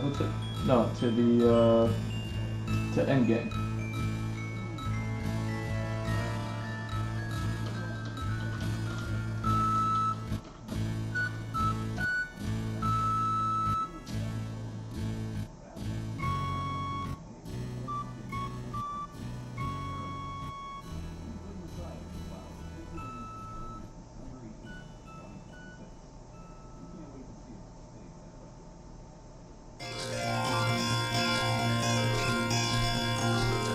Okay, so Marvel phases 1, 2, and 3. Marvel phases 1, 2.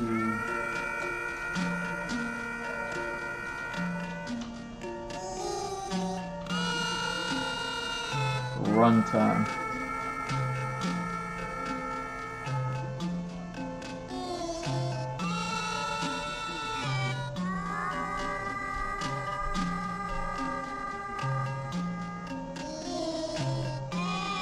Yeah, I'm getting so many different numbers here. Everything from 12 to 24 hours.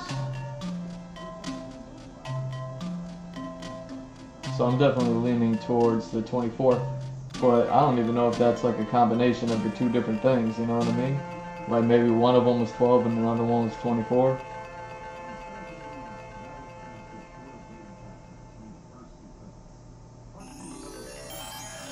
Phases 1 to 3 hour amount.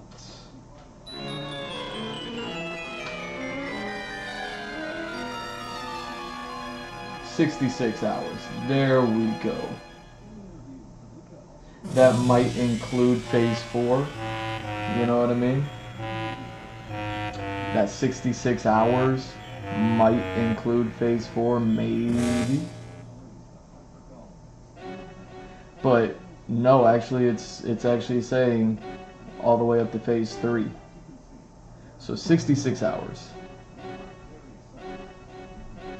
66 hours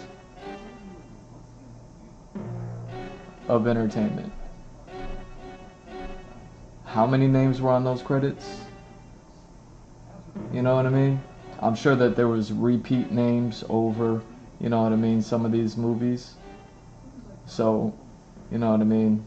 Take the amount of credit people and even make it what, 50 to 75% of those, as like maybe only 25% of them were repeat names across movies.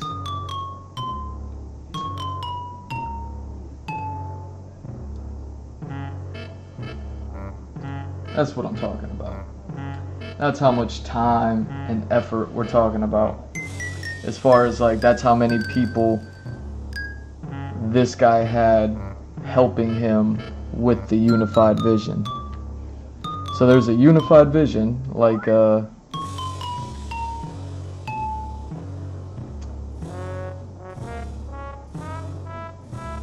unified vision, like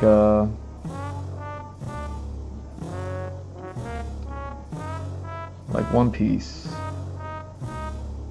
But you got all these people that are working in conjunction with that unified vision. That's why all that stuff works out so well. It's when you know, that's why One Piece works out so well.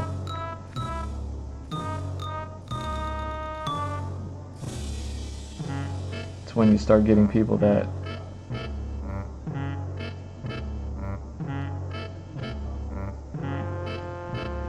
you know what I mean? It's that too many cooks in the kitchen saying, you know?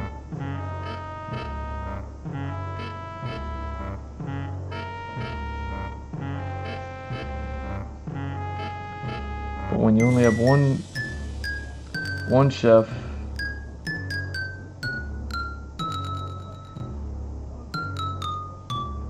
what is it? Who's the sous chef? Is the sous chef, is that the head chef, or is that like the underboss chef? Or is sous chef just a name they give to all the chefs that are underneath the main chef? Dang, who's sous chef?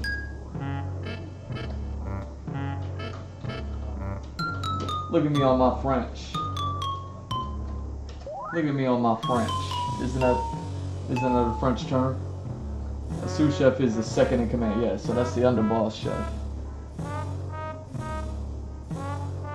Alright, so you got a chef, you got a sous chef, and then you got, I guess, cooks. You know what I mean?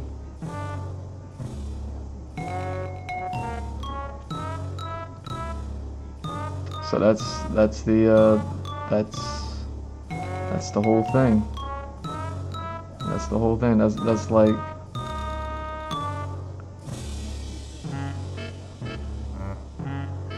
that's the thing that I did to circumvent any sort of like, oh, I don't know how to address this with this character, or you know what I mean. Like I said, my main goal when I started streaming was to not hit any roadblocks or to jump directly into working on my main character's main story, or else I would have published the first issue by now.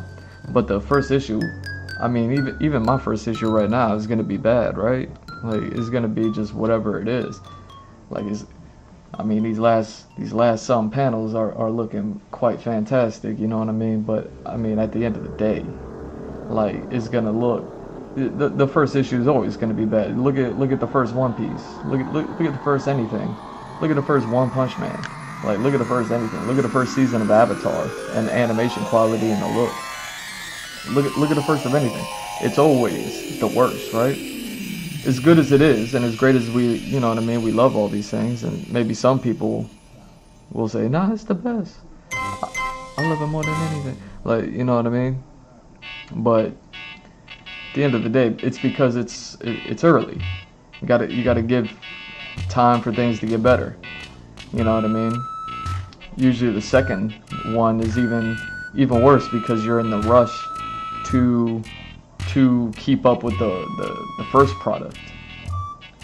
And then it's the third one that it's like, okay, we're good on rushing, and we're good on getting the story course corrected and all that other stuff, you know what I mean? That's when everybody's good on everything. But until then,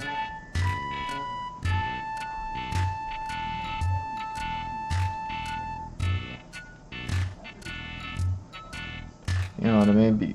You can see how having too many cooks in the kitchen, or too many chefs cooking in the kitchen, how that could be a problem. That's the unified vision. That's the success to restaurants and things like that. There's a recipe. The chef got the recipe, sous chef kind of runs things, and then all the cooks underneath, they all got their place, they all got their department. You know what I mean? We're working the deli, we're working the vegetables, we're working the bakery, you know what I mean? And then we're combining all these things. We're doing all the sauces over here, you know what I mean? And you got all these chefs working on their own. You can't have too many cooks in the kitchen, and that's where things begin to fall apart. That's why I just do everything like I'm chilling over here. I don't want to run into that problem, like the Loki problem or anything like that, of like character design and whatever, you know.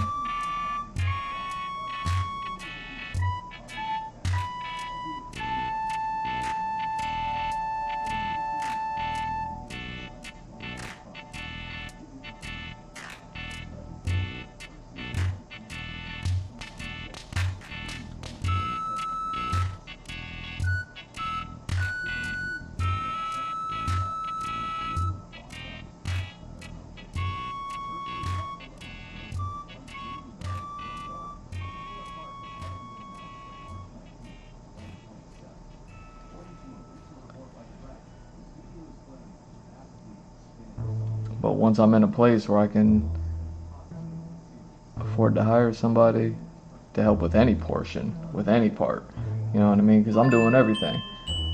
I'm doing the writing, I'm doing storyboarding, I'm doing the concept art, the previs, doing the comics, I'm doing the graphic design, I'm doing the video editing.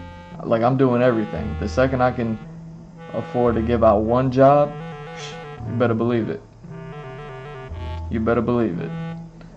The only one that I need to maintain is just that first one of writing and storyboarding. As long as I'm writing and storyboarding everything, making myself available for everything else, easy. But I haven't hired a soul yet.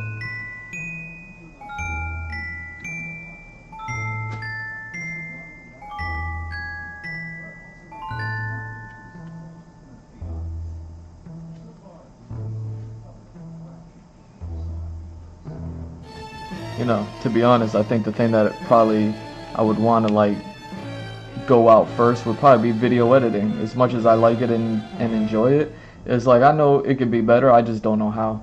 You know what I mean? I'd rather give it to somebody else who's creative and can make fun, and you know what I mean, have fun with the videos, and then make the videos a lot more fun and things like that. Like, it's a little too, just like everything else that I'm doing, it's all slow going. So I think the creativity level on the video edits is like on a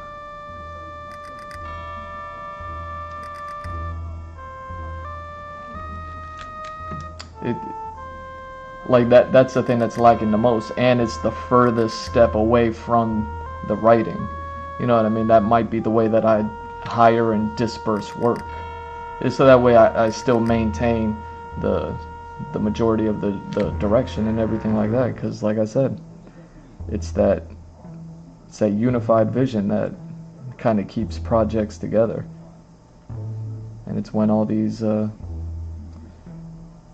know what I mean, all these nepo babies, they forget about that, and they think like, oh, we could do it. Now look at phase 4. Look at phase 4. Phase 4 is failsing. Oh, failsing Phase 4. Too many cooks in the kitchen, not enough unified looks. You know what I'm saying? Be like, damn, y'all failsing? I gotta make up words for y'all? I gotta make up words for how bad you're doing. Like, it is what it is.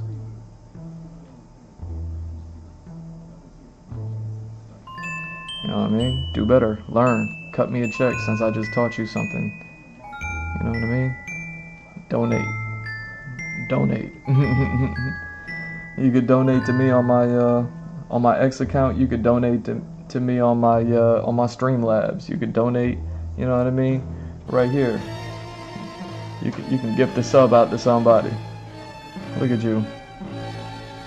You know what I mean? You should donate to me. How much I put y'all on game. You still don't even know what I'm doing.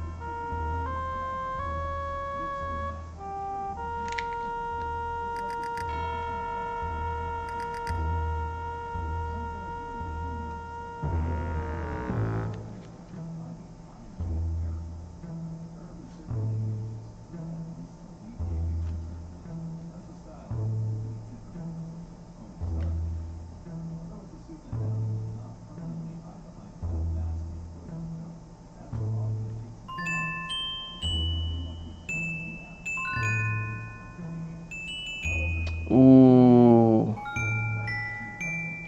that's terrible. They're talking about Doctor Doom. Like, I was just talking about Marvel. I didn't even know that there was a Marvel thing playing on my background noise. But they're talking about a Doctor Doom reinterpretation. Like Robert Downey playing him isn't bad enough. How we got to kind of play some guesswork as to him being a Tony Stark, an evil Tony Stark, like a Tony Stark that went bad. You know what I mean? Maybe he wasn't a Stark in the first place because he got kidnapped as a baby, but he's still a genius and he was over there. You know what I mean? Getting raised by a villain. That villain being like, my son is a genius. My son is a genius. Like, you know what I'm saying? Like we got to sit here and play Guess Who with Tony Stark, and now he over here playing Victim Von Doom, and he's like, reinterpretation? Come on, man. They already reinterpreted him on the last Fantastic Four movie. Y'all remember that one? No.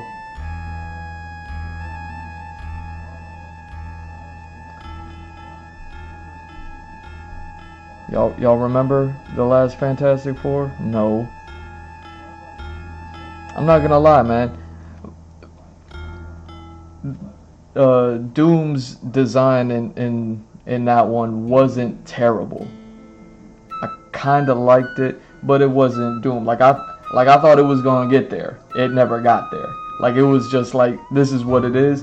And I was like, alright, cool. We got Phase 1 Doom, and you know what I mean. I can't wait for him to be like Doom. And then like Doom never came. He never brought the Doom.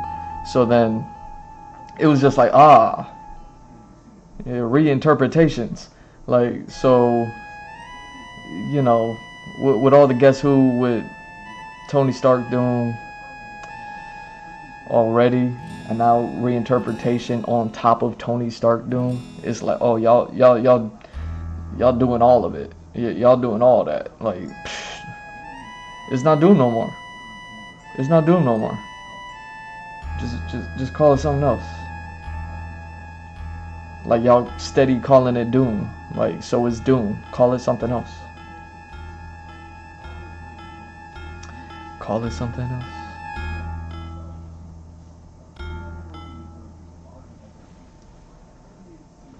Call me. Call me. Alright.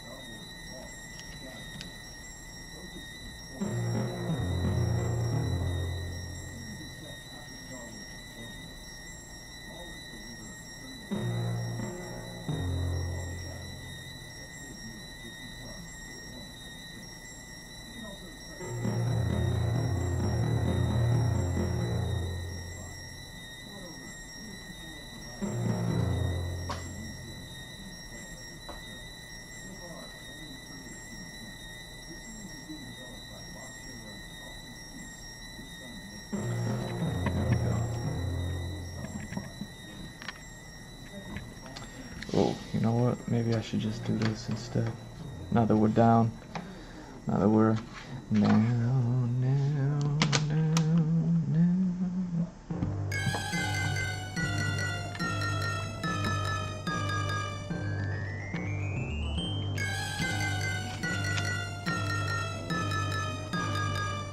Oh, it's that time, huh? It's that time. Where we at? 3.5 hours?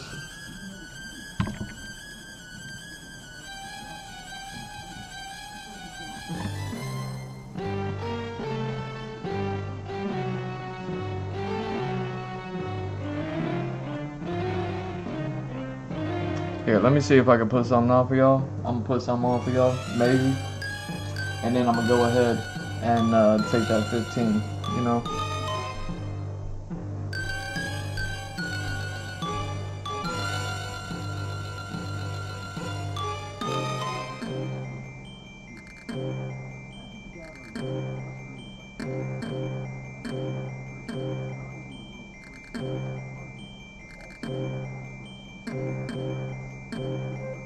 Oh, the ad about to start too anyways, so you know what I'm saying. Perfect timing.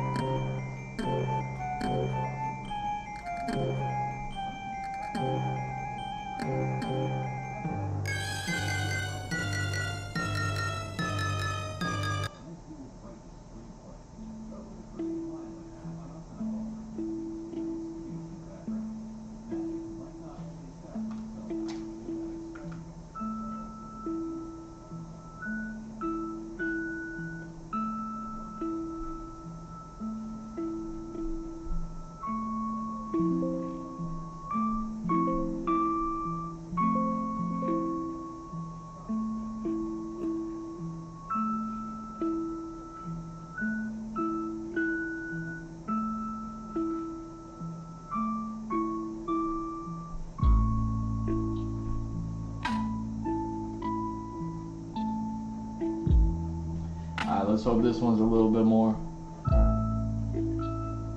And a little bit less.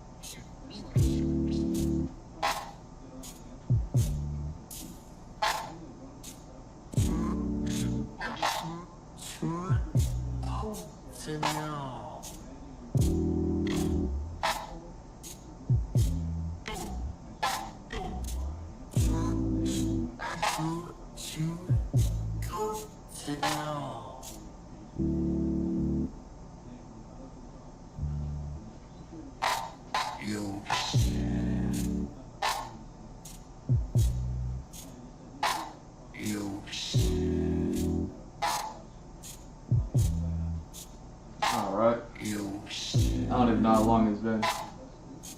But let me double check my water, make sure I got water.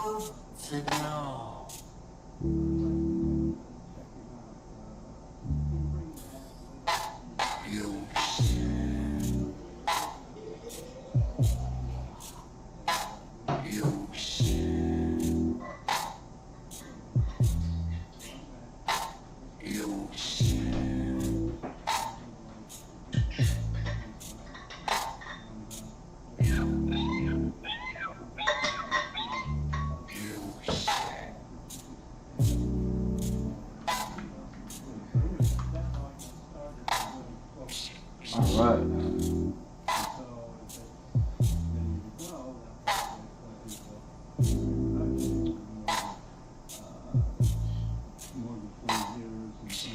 Oh damn, did I not do that thing? Cause I mean, it's almost that time. Let's do that.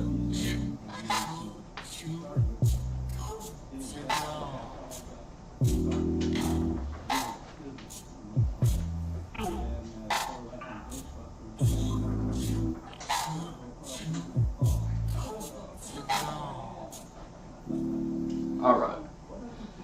My bad. My bad.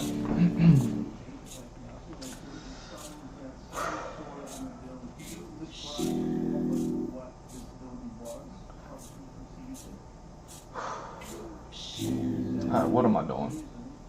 Ah. Right.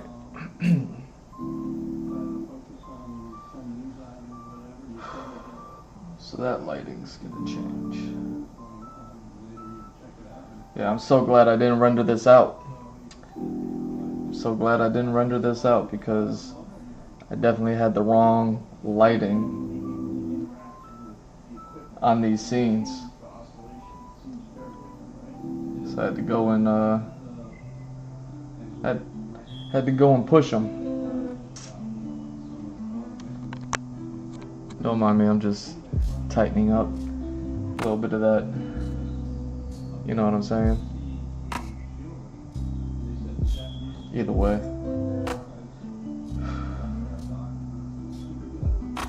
I think at least we'll finish the page. And then we'll see what time it is. I guess I came in a little bit late. I must have came in like a half hour late then. So yeah, we'll see where I'm at. I might stay a little bit late with y'all. You know how I do it. I mean, so far the internet's chilling. It's crazy. It's crazy how that happens. You know what I mean?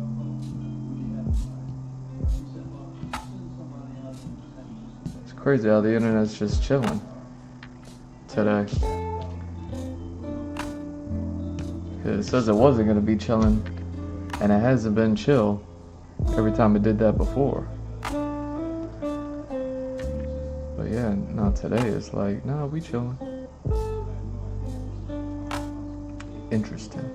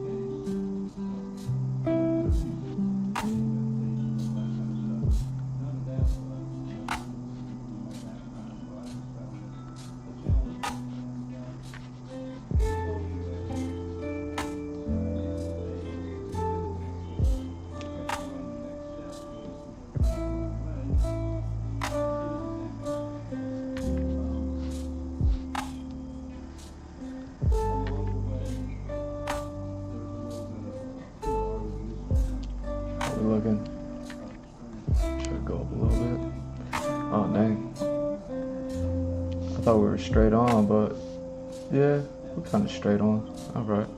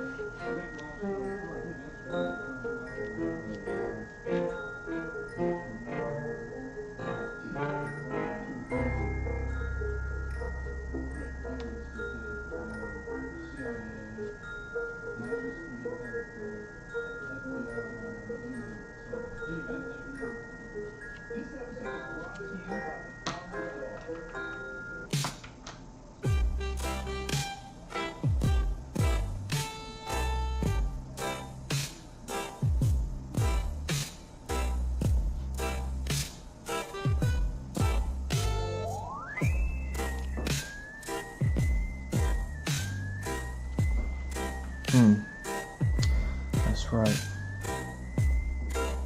That's right. I could do that with these. That's what's up.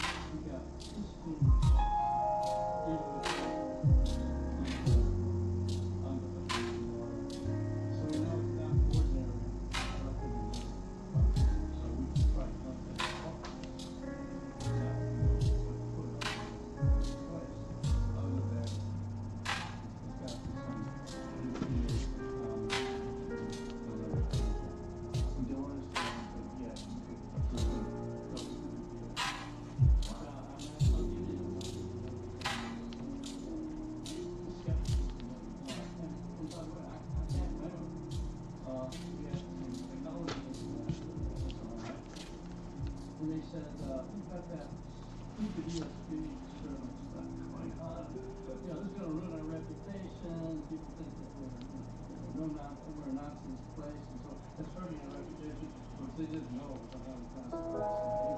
So anyway, so our director said, well, what do you think? I mean, how would you know since it's false? Whatever. Look, make a list of all experiment places that we should look going to as targets, and then give us a transcript of the general and don't tell us which ones, and we'll try to rank them in each place. And so they did that. Seven of the 9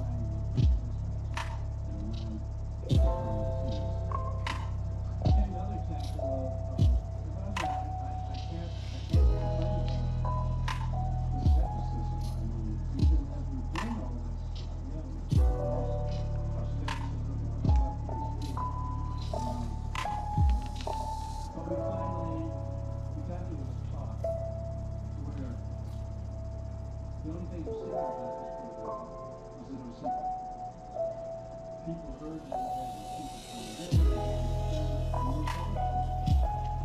so I went to see I contacted them and said, you know, what do you think about this project? It's a simple project, so you can publish it. Do you want to be able to get more scientists involved? Yes. So that it's their work actually paid more people who were on the outside skeptical said, well, hold on, why am I skeptical? Maybe perhaps there's something to this, and then you start considering more these moments of intuition, weird coincidences that take you into we all have this idea that there's something there, we don't know what it is, and we're very skeptical, someone tells us that they can do it. And this is so in this case where we got permission to publish something, since we're engineers, engineers and physicists, we wrote it out for proceedings the IEEE. This is electrical and mechanical engineers. It's an engineering firm that we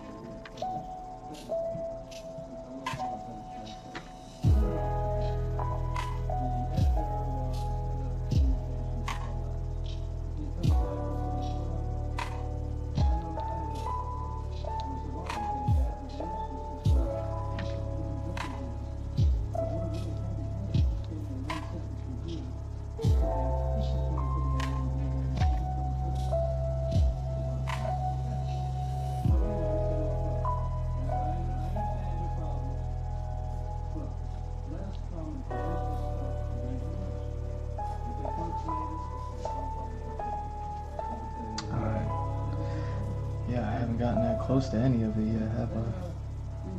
What are we doing?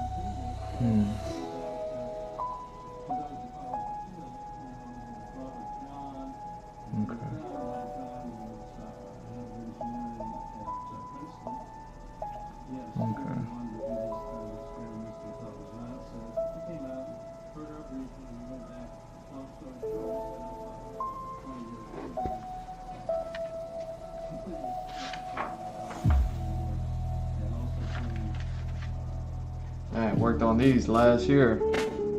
Worked on these in May. In October, in May and October. Wow. Look at that.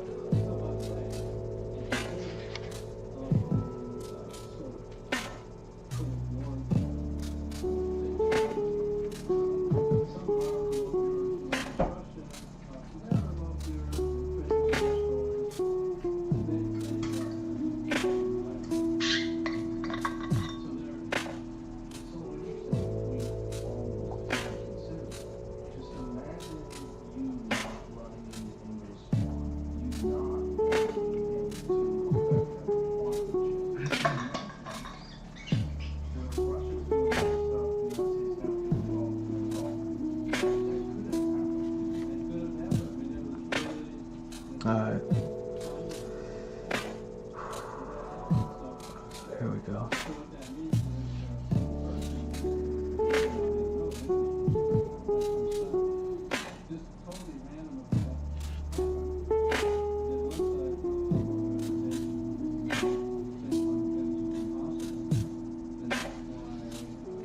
There we go. Let me see what that looks like. Let me do some justice on these things.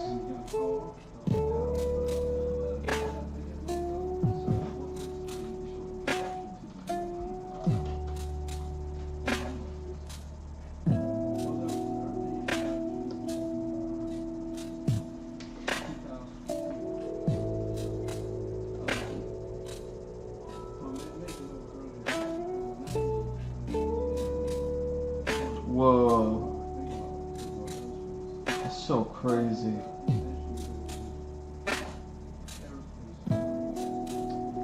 Well, you're about to see what I'm drawing anyways. I'm looking up vines.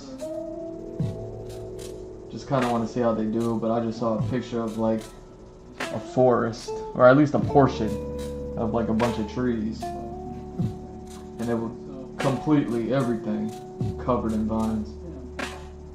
You know what I mean? I kind of like, I think about the ruined cities in like the Last of Us video game, and how like vines have taken over everything. Think about just any old structure that's like near trees or foliage or anything like that. Vines kind of take root. You know, you find like an old abandoned brick building from who knows how many hundreds of years ago, like some vines will take over it. You know what I mean? But yeah, I think about vines. Like, at least whenever I'm thinking about like, you know what I mean? Ruined cities, abandoned things. You know, vines are super interesting. But that's crazy. It's crazy when vines grew over all of the trees.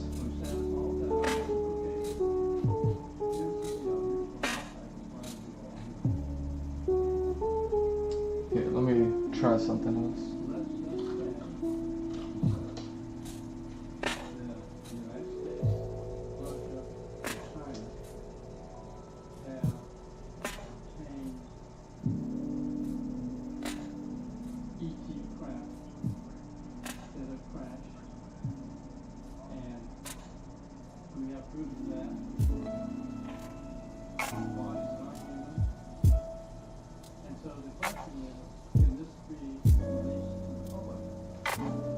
Okay. Wow, they call them climbers too? Whoa.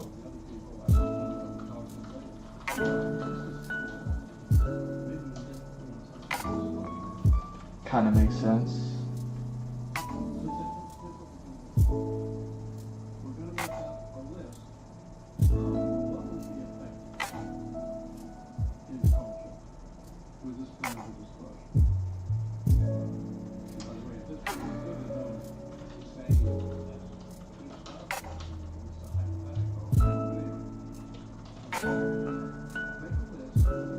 There we go. This is kind of what I'm looking for. Getting closer. I'm looking up. Apparently there's a lot of vines. I'm sorry.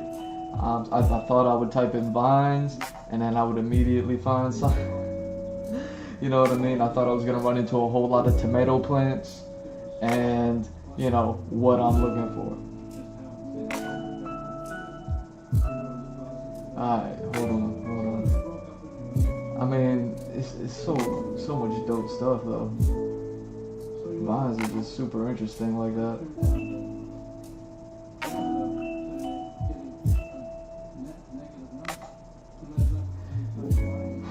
Okay, so I'm just gonna have to do it. I'm just gonna have to do it that way.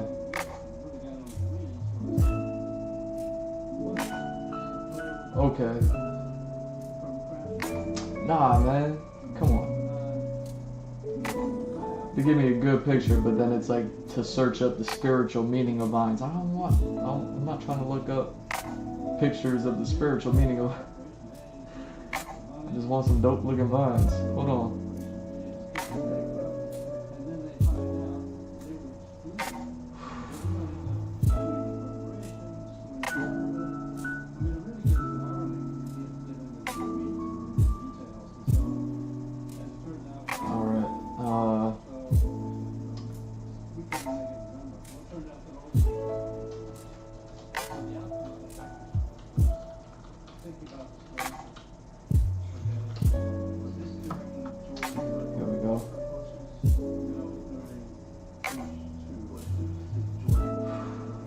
Man, I guess this is just how they look. You know what I mean?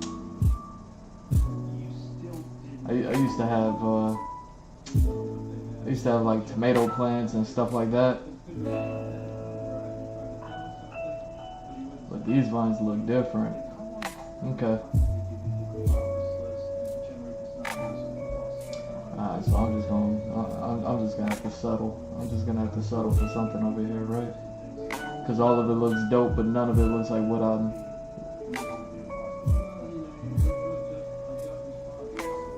that does. I wish it would like specify.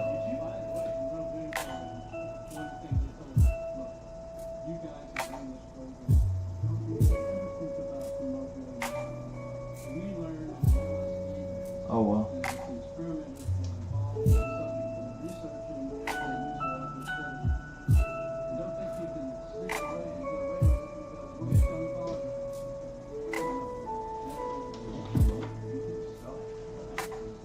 Alright.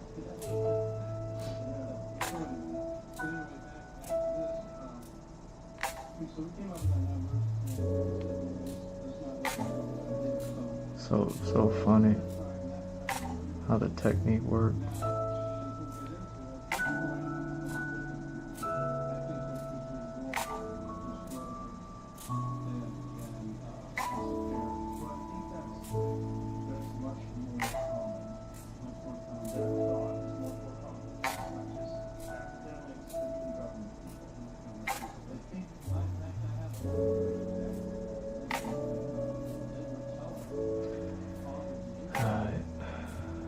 Look at that, I already got a line running there.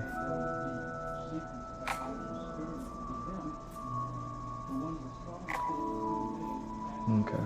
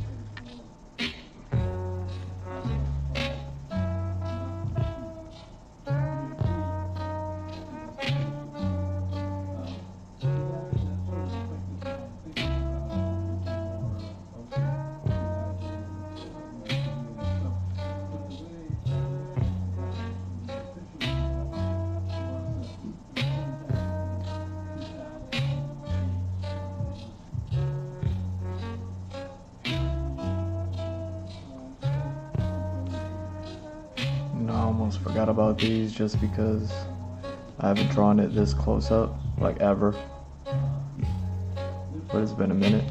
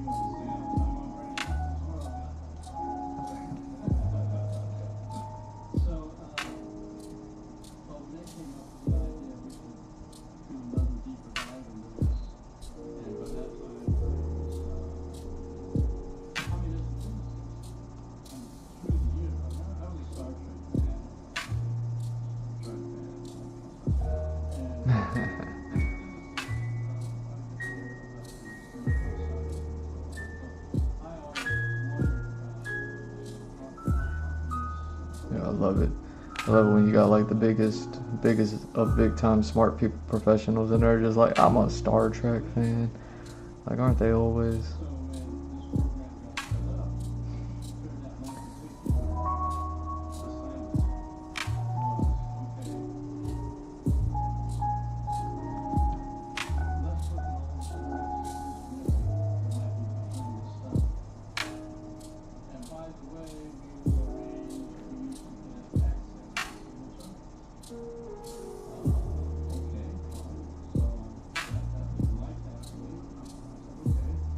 So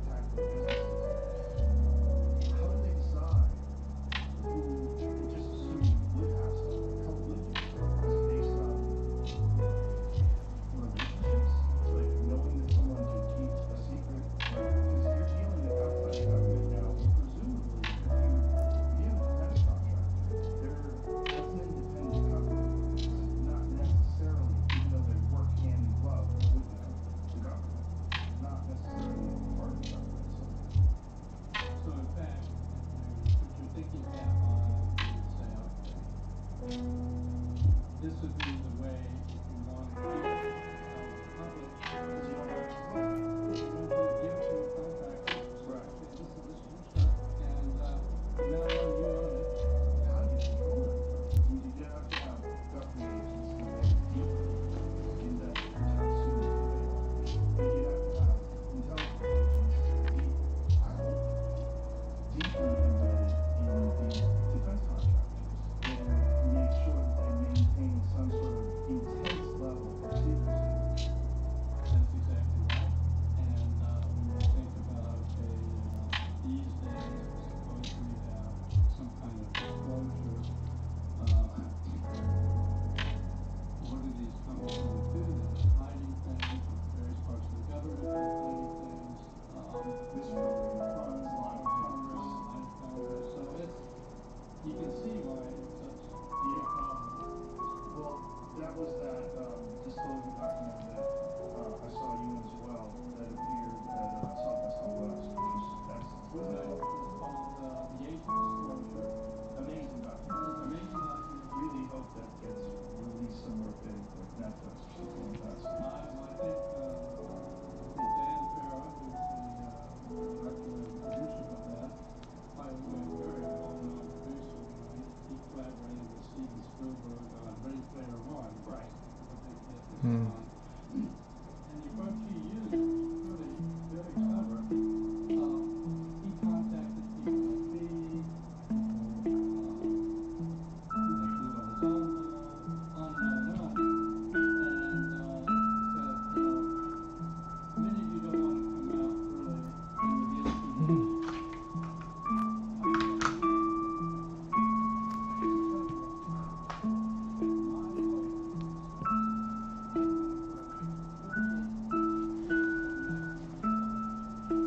I never wrote that back down, did I? Yeah, you that low? You that low on that setting, huh? I guess you're just warming up, right? There we go.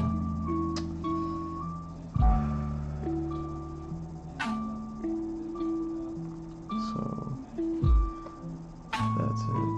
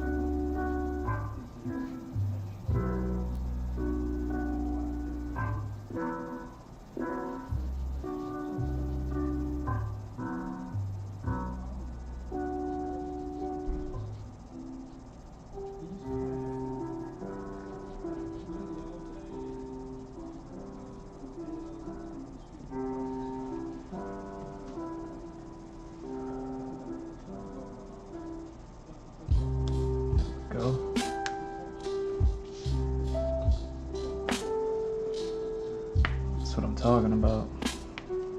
These shots were so uninteresting before.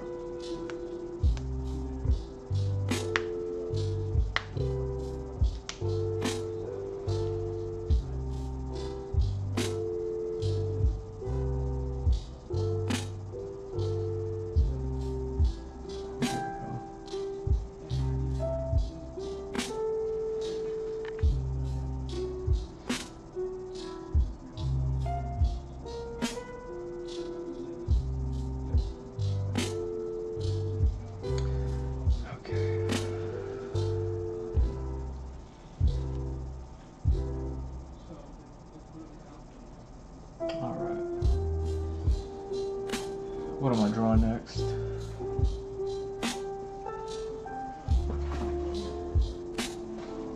Oh wait, do I have the preview?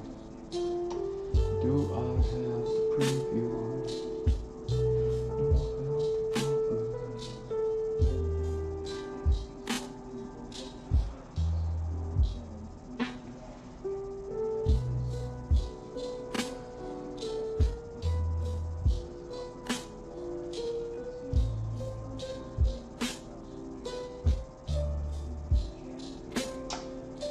Do, but why? Alright, so you're in here.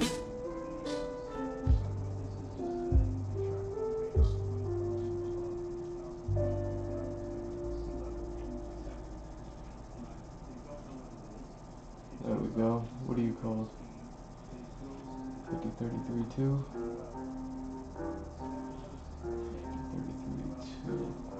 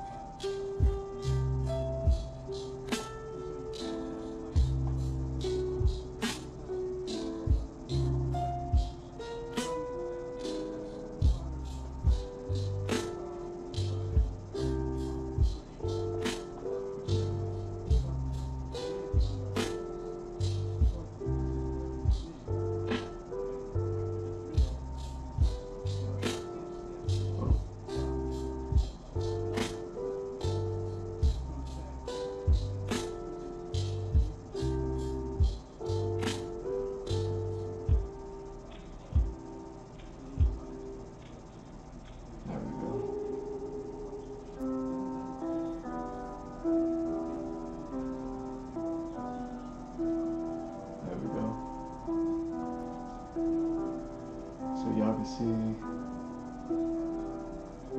that's all I'm working from. That's all I'm working from. See, now you see the difference. Now you see the difference.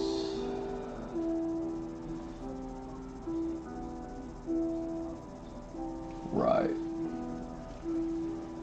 Right.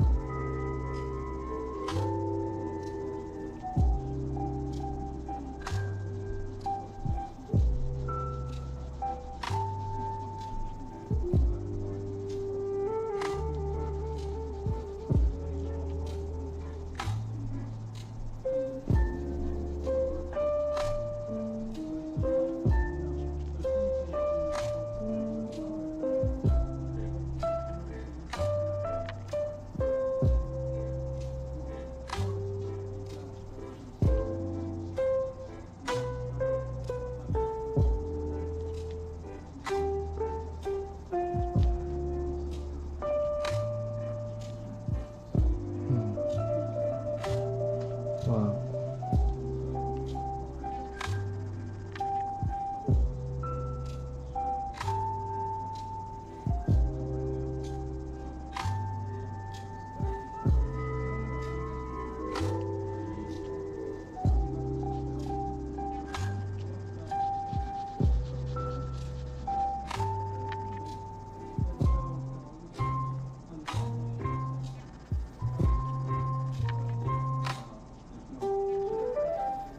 Hmm.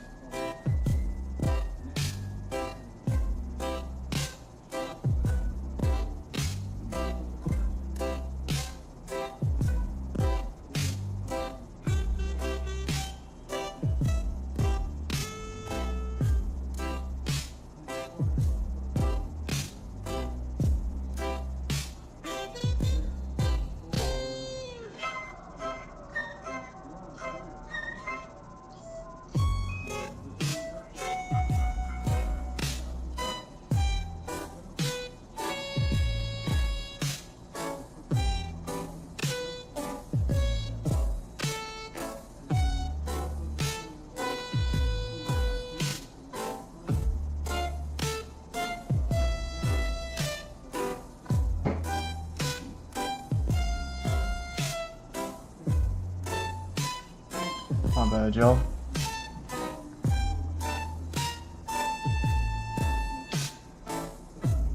Checking something out.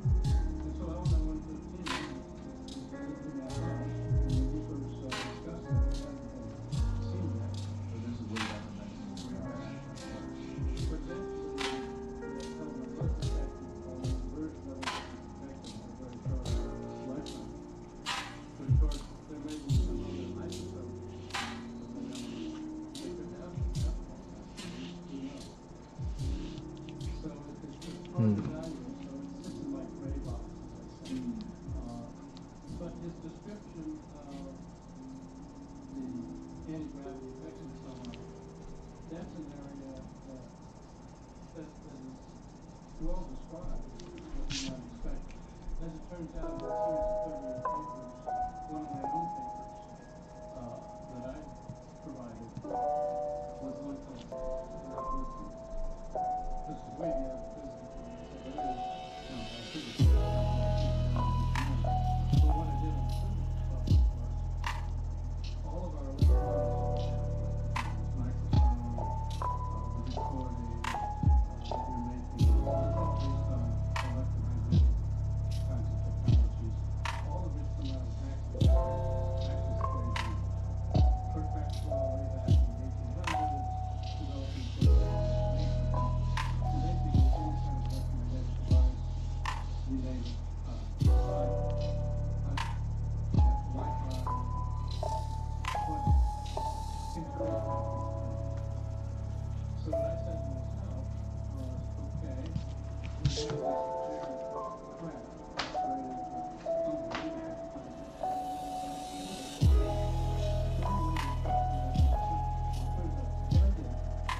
I took a sheet of paper and the left-hand side of the paper, I wrote down all the weird effects that they come.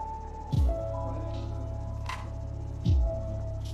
I got close to the top and suddenly there wasn't the same CD when I was further left. There was a certain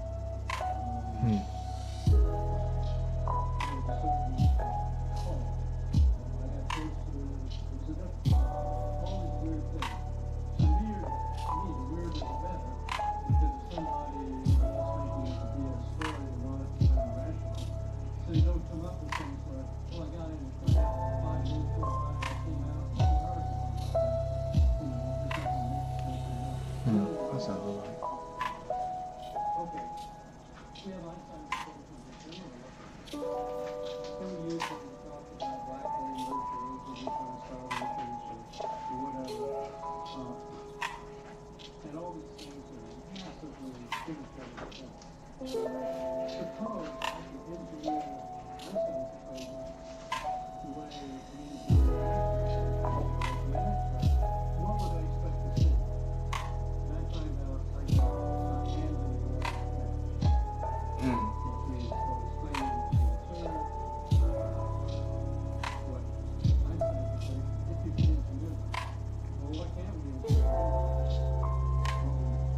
What we use today, the engineering required to engineer this equation is just way beyond our ability to do so. So, can you give me a comparison to measure the quantities as it comes out of the well, people attach Cuvier and look card, I don't know if you've heard of that, or Enigma of Cuvier, was a researcher in general relativity, and Star Trek fans, he said, I wonder if we should really have work card. And so he used Einstein's equation, so under what conditions could we do work card? And he actually came up with solutions. Okay. Well, if that's the case.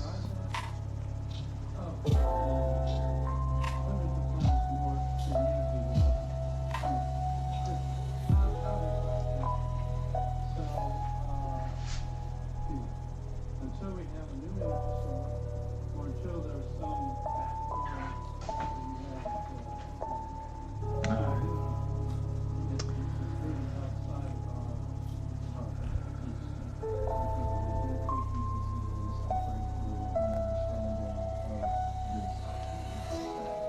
Yeah, just let that ride then. And one of the things that I was thinking to myself is that what about vacuum as a quantum physicist, we all know that push a kid in the screen comes down on top. But the quantum level, to get something going, it doesn't start noise comes down at a certain level.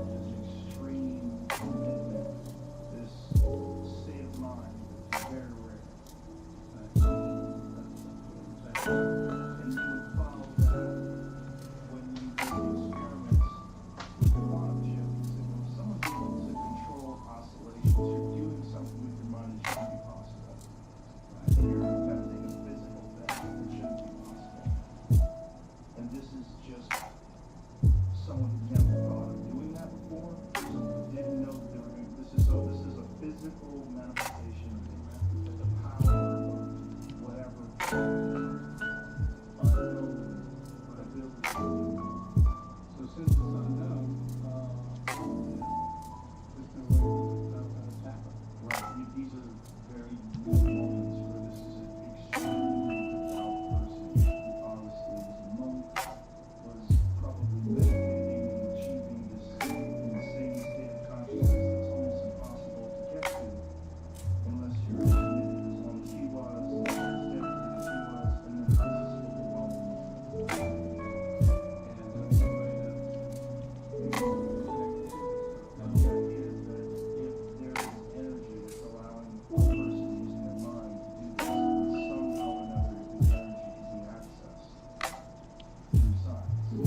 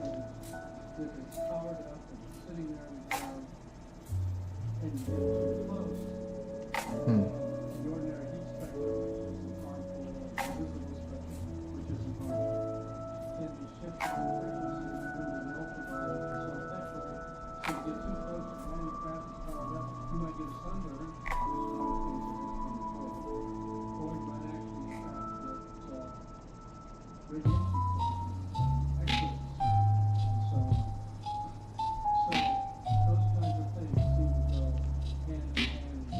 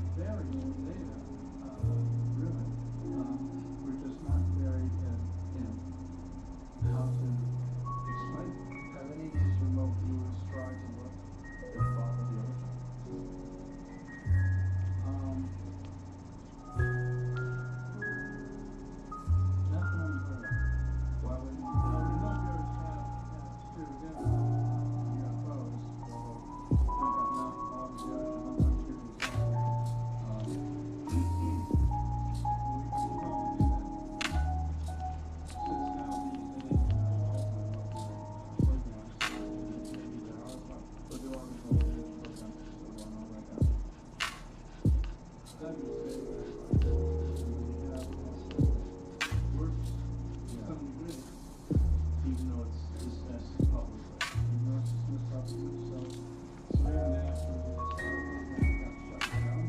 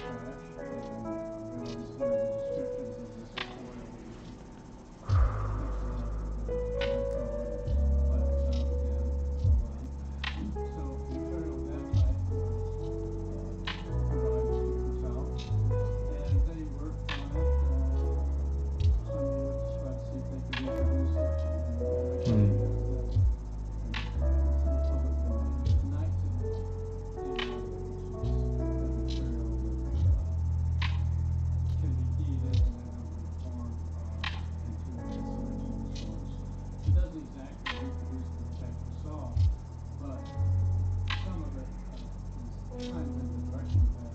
It turned out that the engineers were cutting down after death told their relatives they were working on the piece from Roswell crash, and they made some progress. You can look that up on the internet. It's just part of the way it was they were discussing earlier about compartmentalization and the lack of ability for scientists to get access to these materials and collaborate.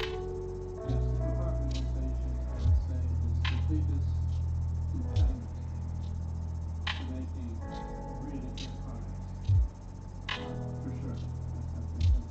Space conundrums have existed for quite a long time. Quite a long time. This is not decades. Also, in line with what Bob Lazar said. Bob Lazar said the big frustration when he was working, he was tasked with trying to figure out the propulsion system, but he had no access to the metallurgists, he had no access to anyone else that was also working on similar things. He's like, science just can't progress this way. It needs to be collaborative. Absolutely right, 99%. It's even worse than you would think. One of the stories that I ran into was a corporation happened to crash in their basement. They couldn't even bring them up to the top of the and so that was part of the deal. Give them to us, and you'll come in the front door and give them to your scientists. We won't say anything, we won't say what it had to do with it, and maybe not. That got shut down.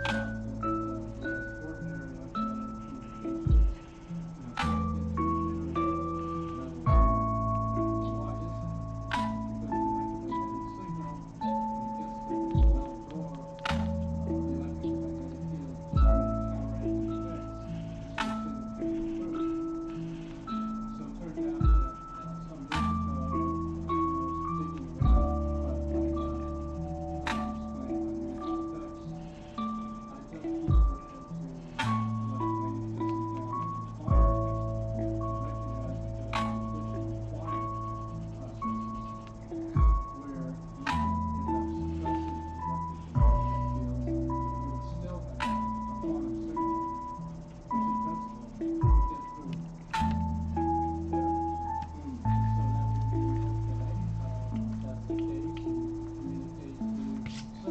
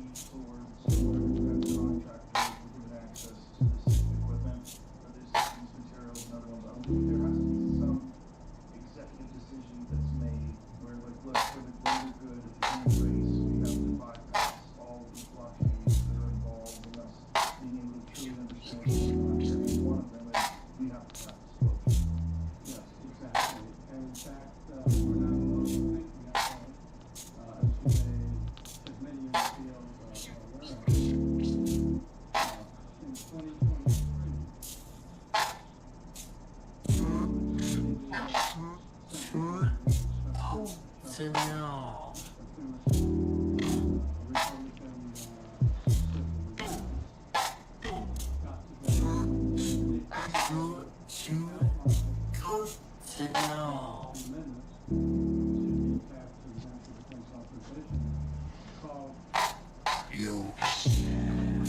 UAP Disclosure Act Hold on. 3. And it's hard to believe, but documents, they outline how you would go through this whole and it's very detailed. I mean, for example, government documents, you find it on the non-human intelligence is mentioned more than 20 times.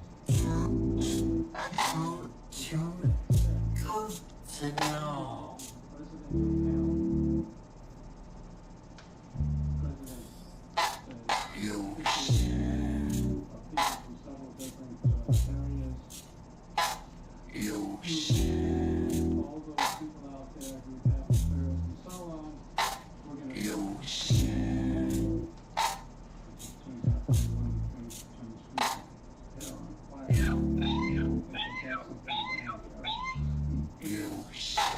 We have to come up with a process whereby corporations that are involved in this share their history and their data and their materials. And the National Archives will be set up to use this information available as is safe to do, considering and so this is a multi-page you can find it on the internet. It passed the Senate, the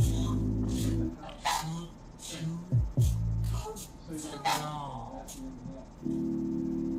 Surprisingly so, and it makes you realize the intensity of it, after this bill, both Schumer and Brown got back up on some floor and said, okay, it got killed, we're not giving up, and we're going to go next year.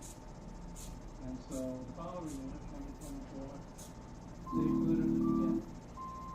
And most of it got killed. The only thing that got killed was, okay, the National Archives will make available whatever information is provided on the cemetery. And the National Archives is starting to do that, but as you can imagine, anybody who's got some really juicy stuff isn't going to give it to the National Archives, so it's still better one. So anyway, recently I was asked to come in and brief Senator Brown, who was one of the two people who pushed this, and he said, we're going to knock on that. Give me what you found so far on business. Because we try to push in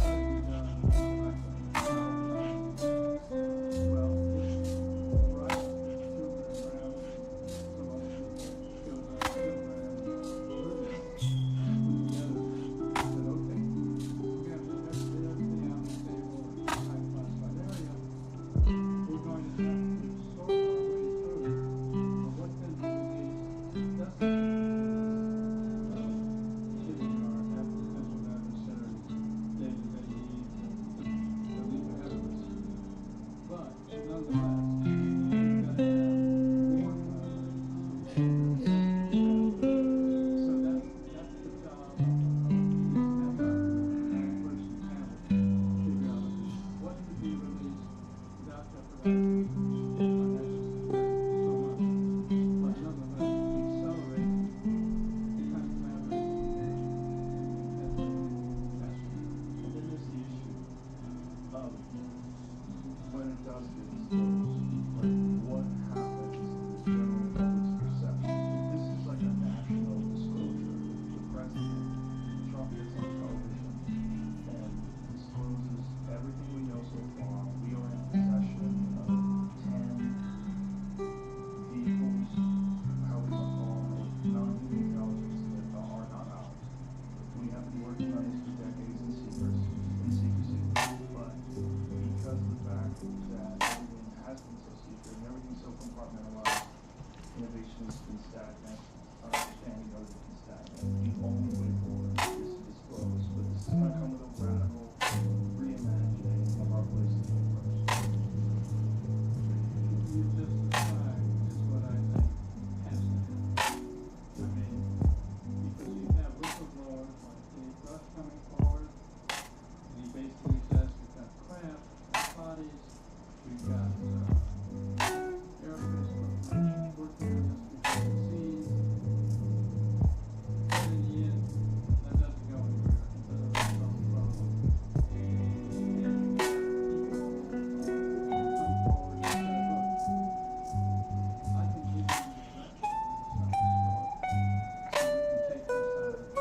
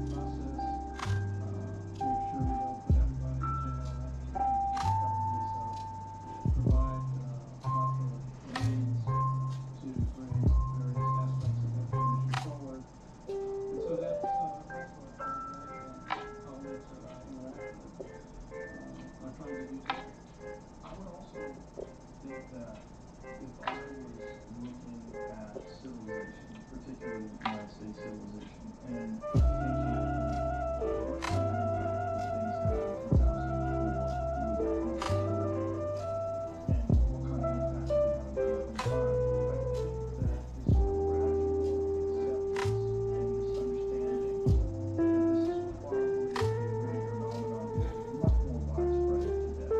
So that the concept of it wouldn't be as shocking as it would have been 2 decades ago. 2 decades ago, like in technology that was required to do something, and then imagine that technology being ours in 2004 seems preposterous. It seems almost outside the realm of even whatever top secret programs could be running, some black programs could be running.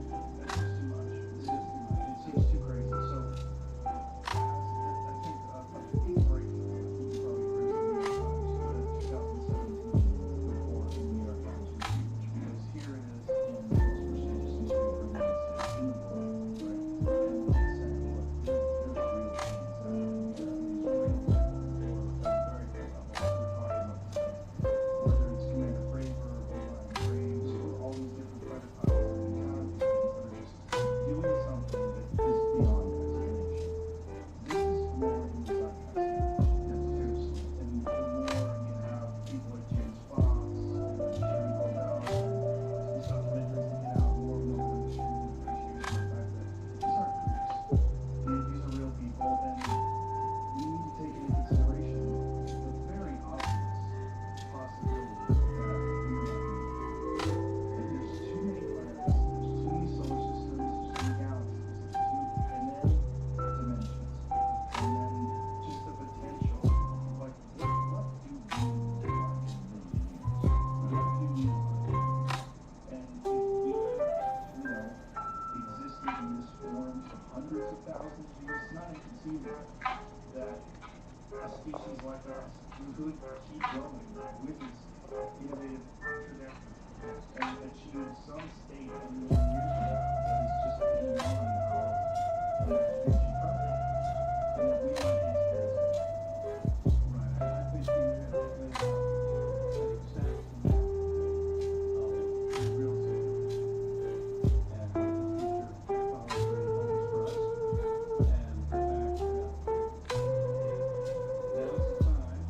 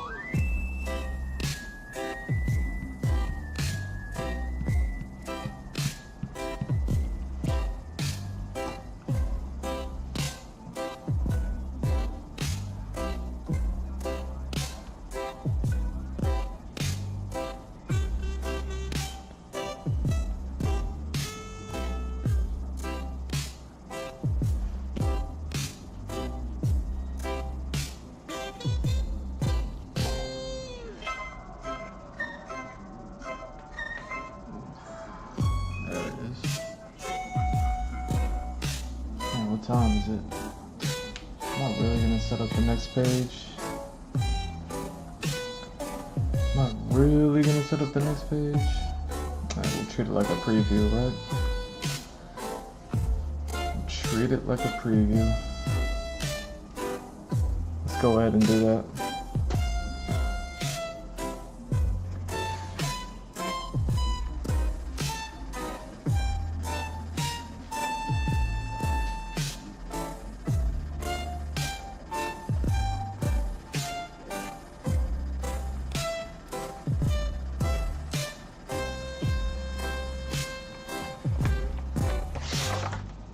Oh, look at that. So it was page 12. That's crazy. Alright, let me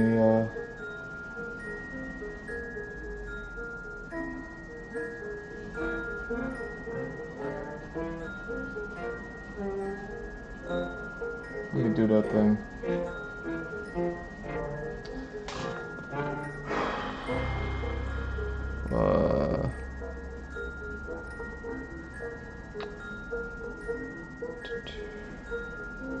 Hold on.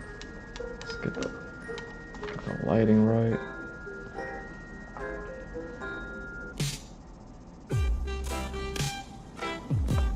Okay.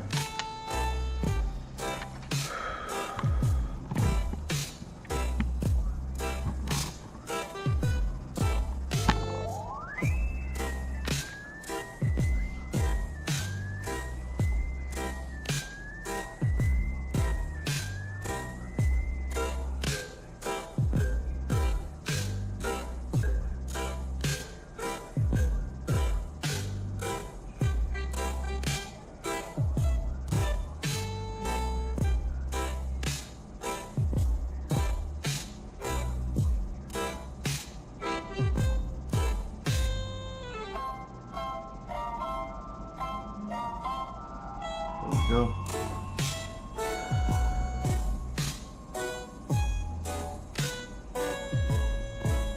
Oh, that's funny. That's funny. I seriously put that there. I was checking out these notes on this next page. I don't know if y'all can see it. Yo, I'm crazy. Why am I doing that? Why am I doing that? Let me scan this in, send it to myself. I'll set it up in Photoshop, take the measurements, set up the next page, and then that'll probably be it. That might be it, you know what I'm saying?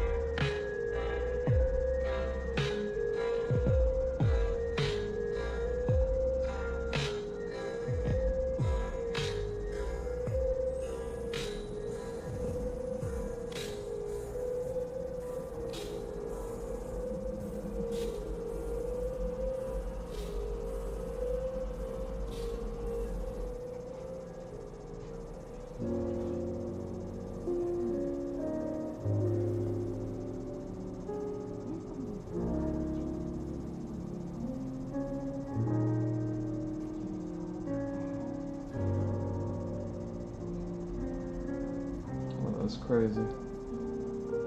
It's crazy, it's not letting me do this. It's not letting me do this. Hold on. What you got going on? What you got going on?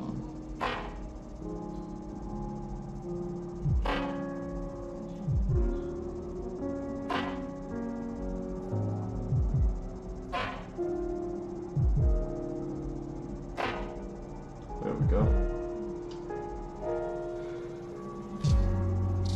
Crazy.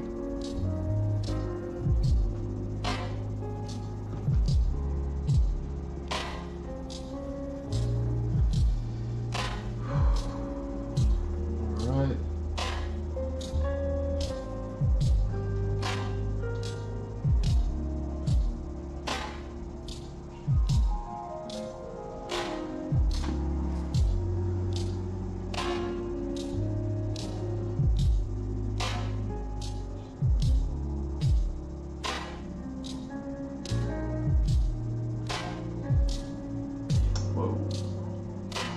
doing. I know. I know.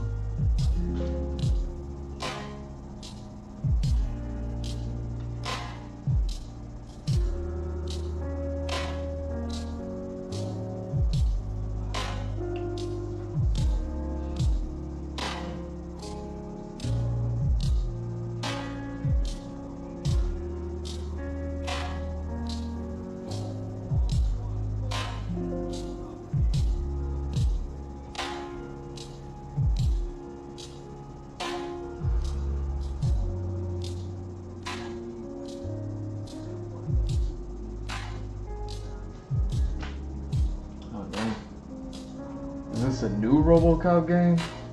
Or is this the same one from before that was just a test? Or something like that?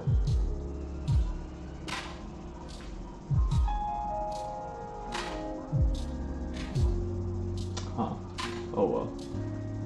Let's go ahead and do this.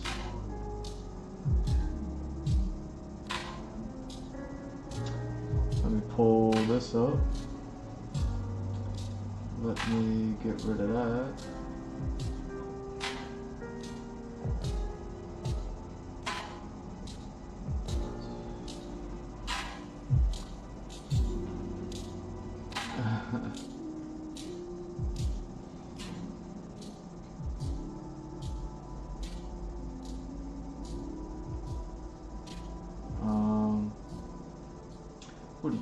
Where you at? Is this you? Oh no, that's you. There we go.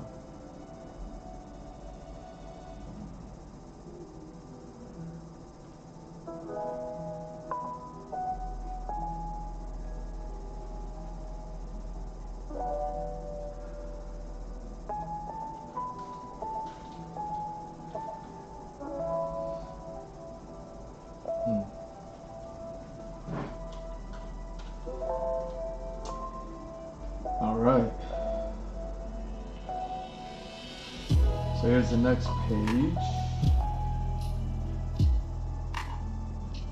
That's that.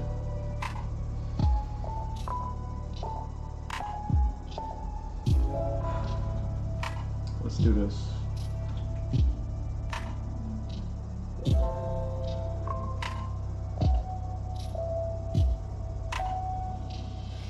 Actually, let's do this.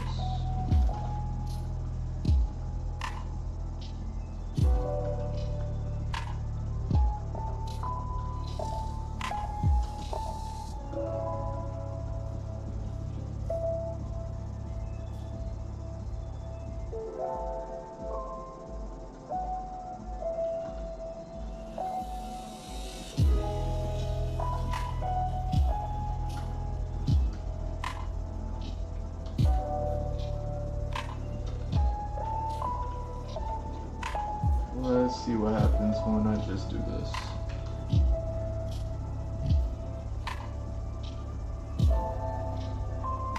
Let's just see what happens.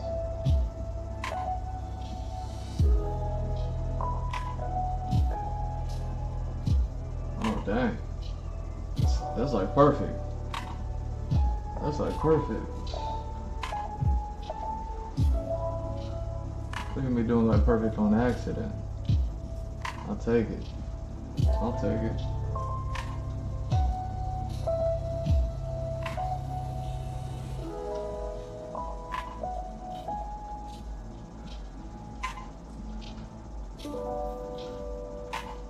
Alright, so what do I want to do? I want to get that. Get that.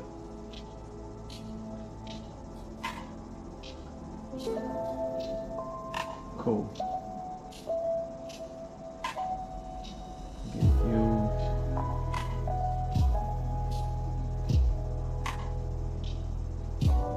Interesting.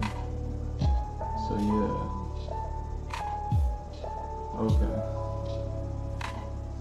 So we'll just put y'all here.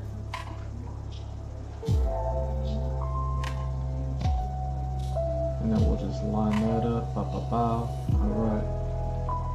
Cool. What are these numbers?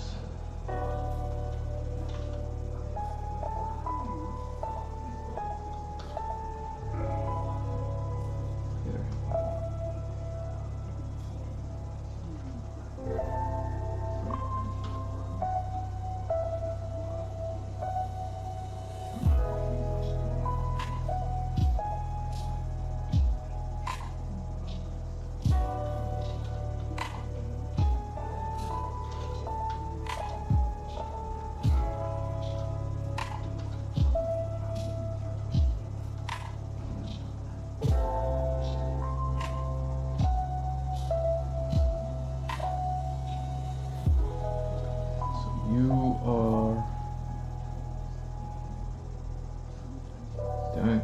Hold on. 5 1/4 plus.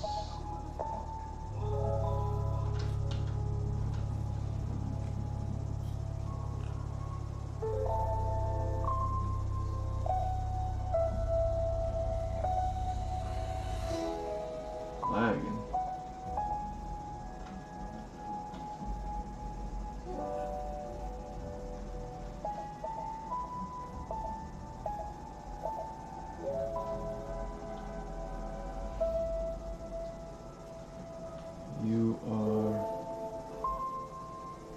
You're lined up with those. So y'all are 7 3/4 minus.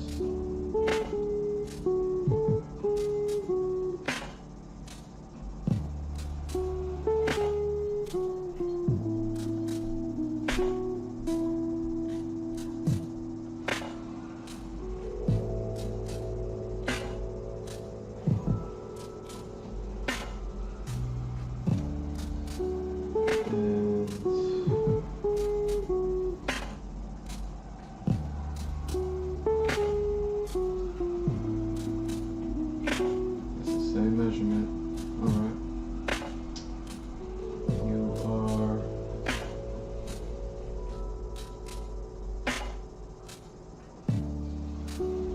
6 3/4 plus.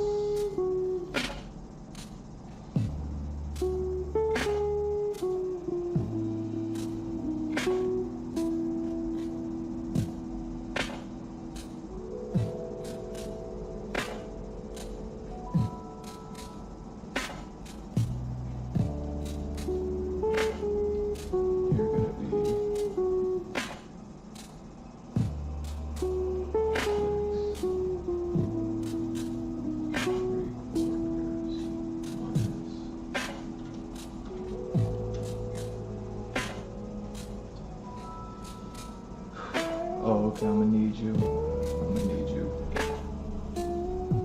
You are...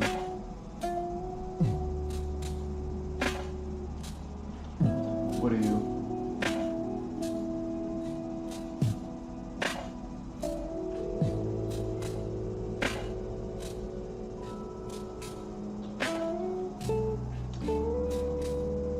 Just 8. Straight up 8. I want to make it more. 8 1/4. Yeah, let's make it more.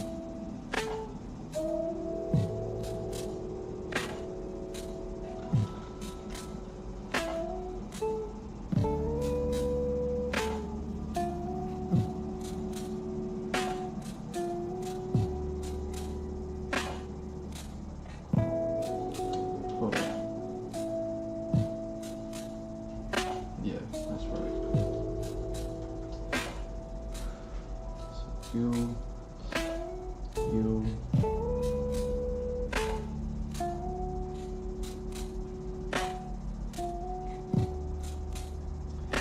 And what are you?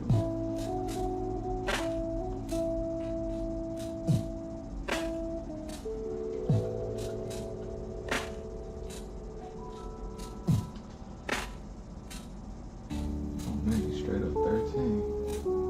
13 minus.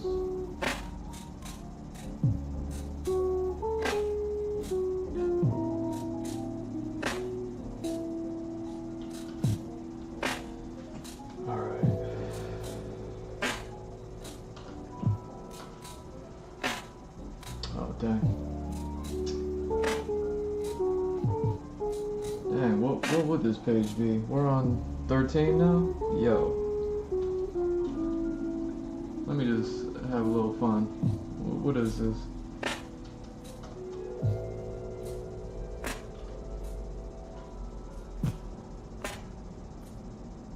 Cool P? Or Coop B? Coop B? We just call it Coop B.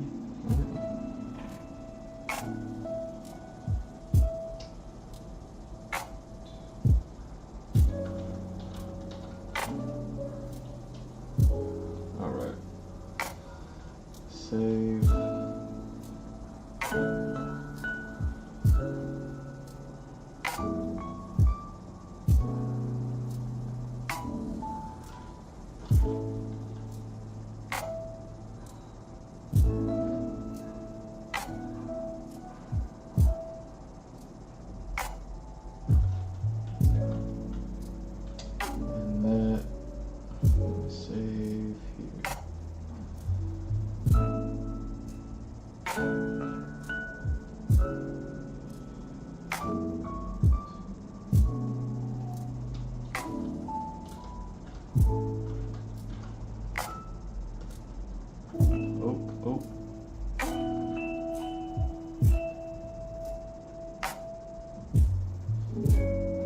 Really?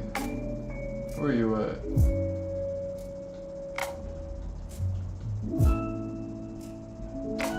Why aren't you in here? Could've swore I just saved you. Could've swore I just saved you.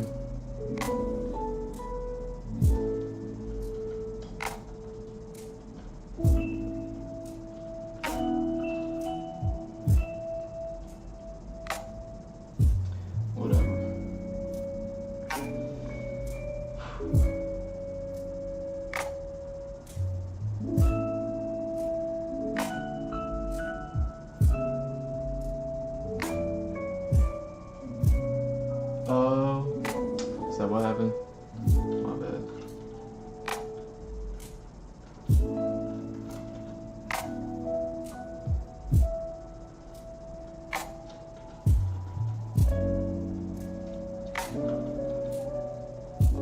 Here we go.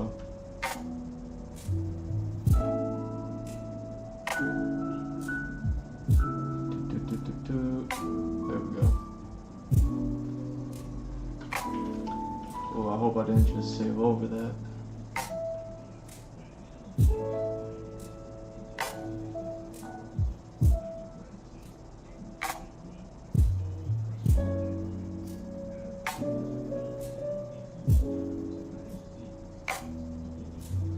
What? Why do I got two of you?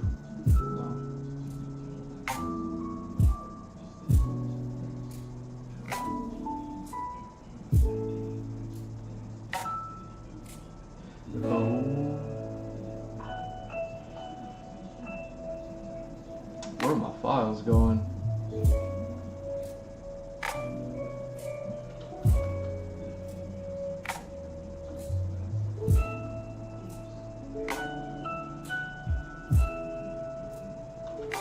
Where? Alright, so I got you. So where'd that one go? Let's try that again.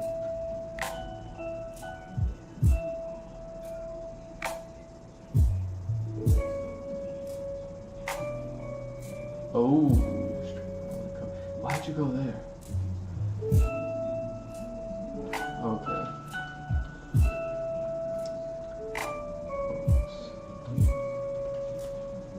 My bad, y'all. Here, look at that one for a second.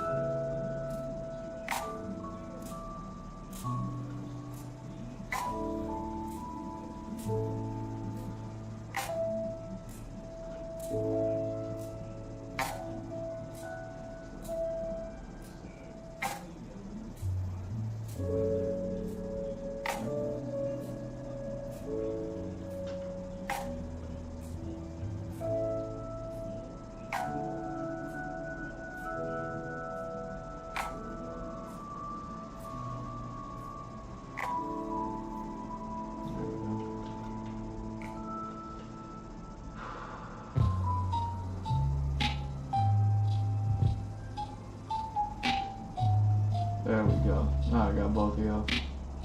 Now we can go ahead and close you out.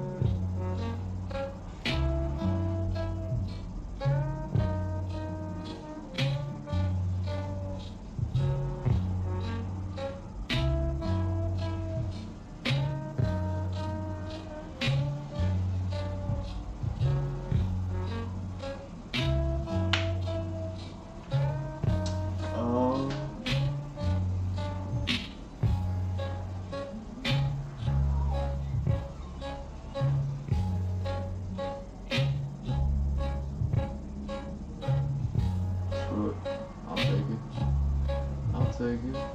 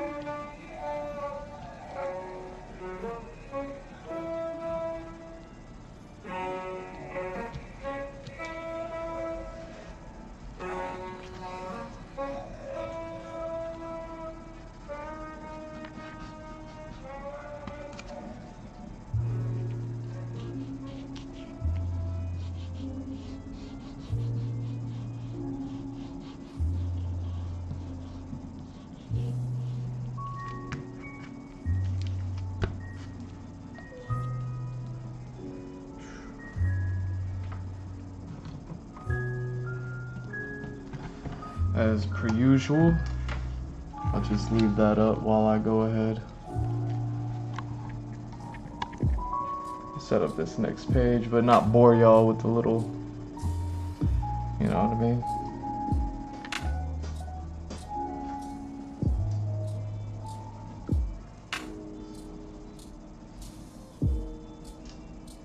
$675 plus $525. 525 plus 675 plus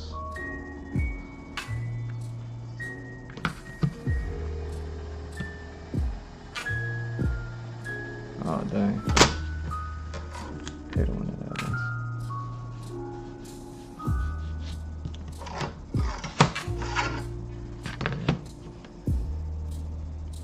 $525 plus, and that's 675 minus.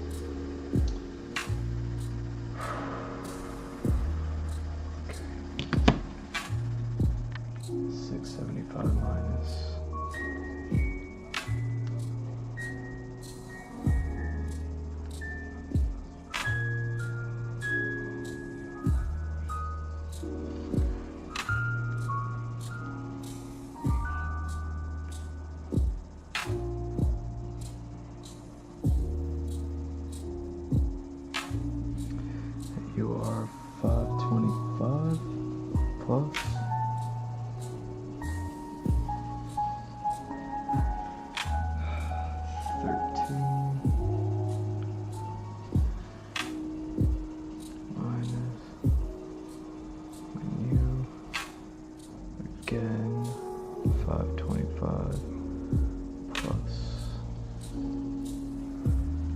No.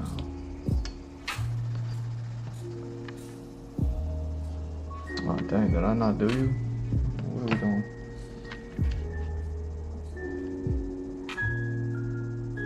Oh yeah, and I gotta get that other one right. What is that? 825 plus 525 plus 825 plus.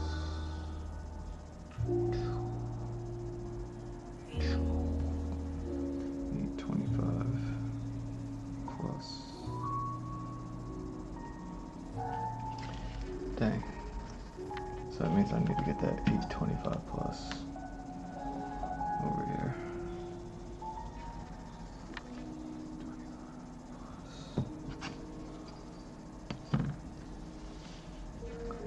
Do that.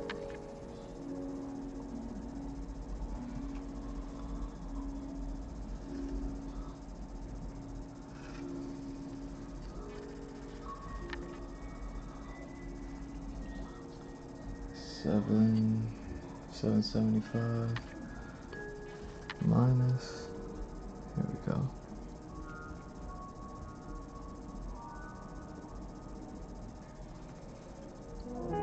775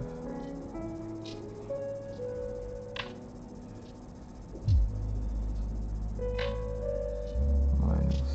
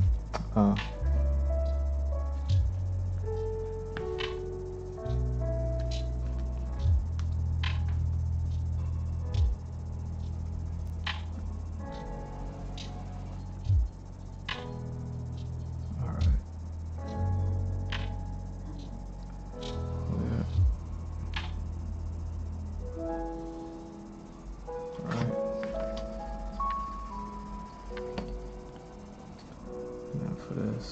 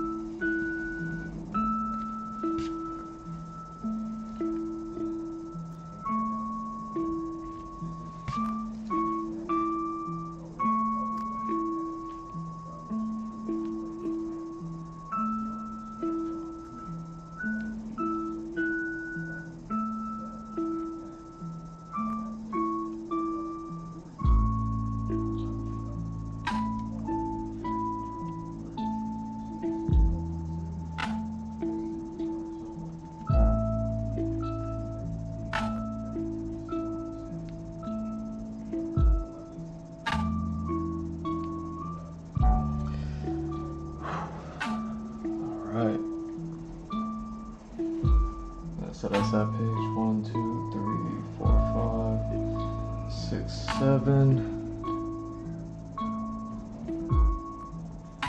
And none of it's aligned. Perfect. Alright.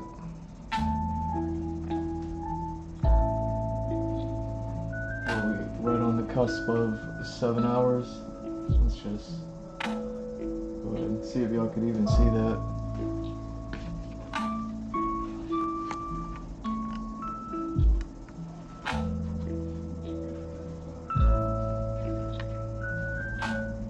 Yeah. Next page is prepped. What do I even have to draw?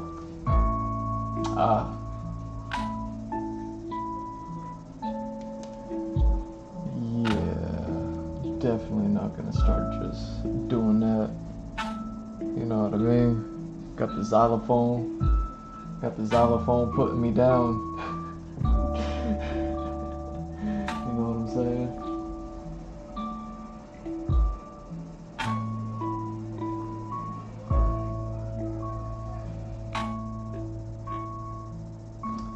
Yo, it was so much fun drawing some poison ivy tonight. You know what I'm saying? It's almost like I could draw like a hot chick with red hair and then just wrap her up in poison ivy. You know what I'm saying? If only. If only.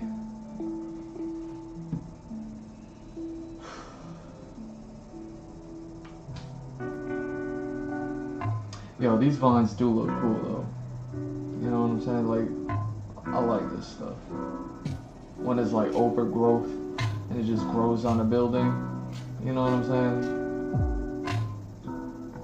Why? I don't know why we don't allow more of that.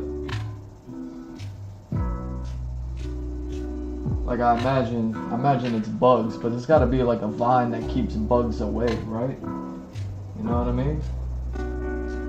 You have vines that keep bugs away. You let them vines kind of do their thing.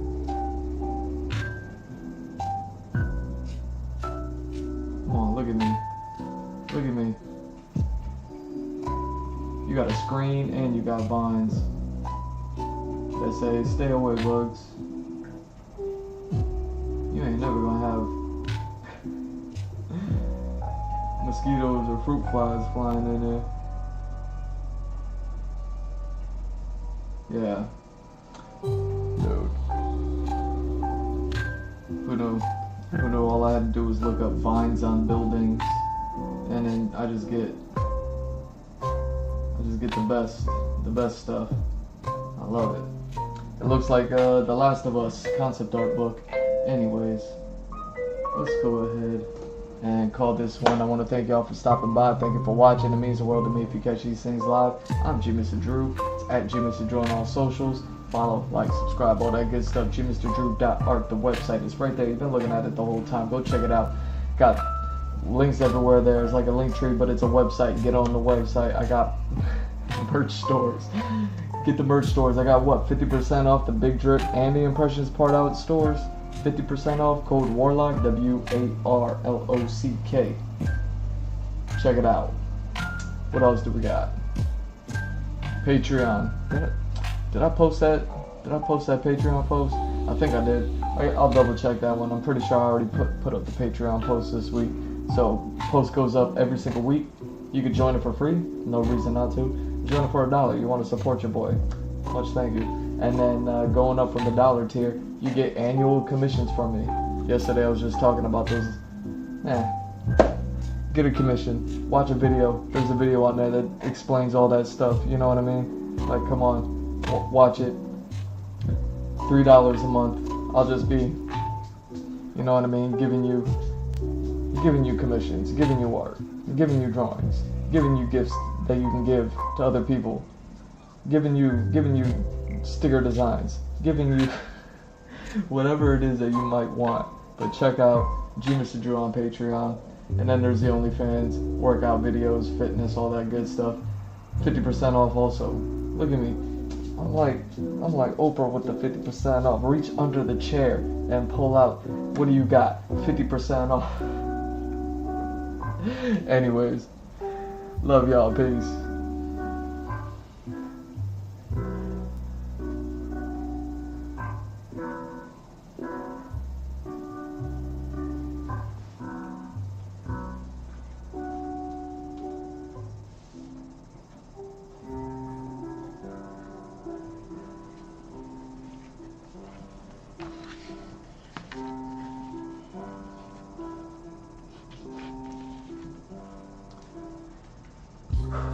Man, that's gonna be interesting. Next week, I'm just gonna start with a fresh page.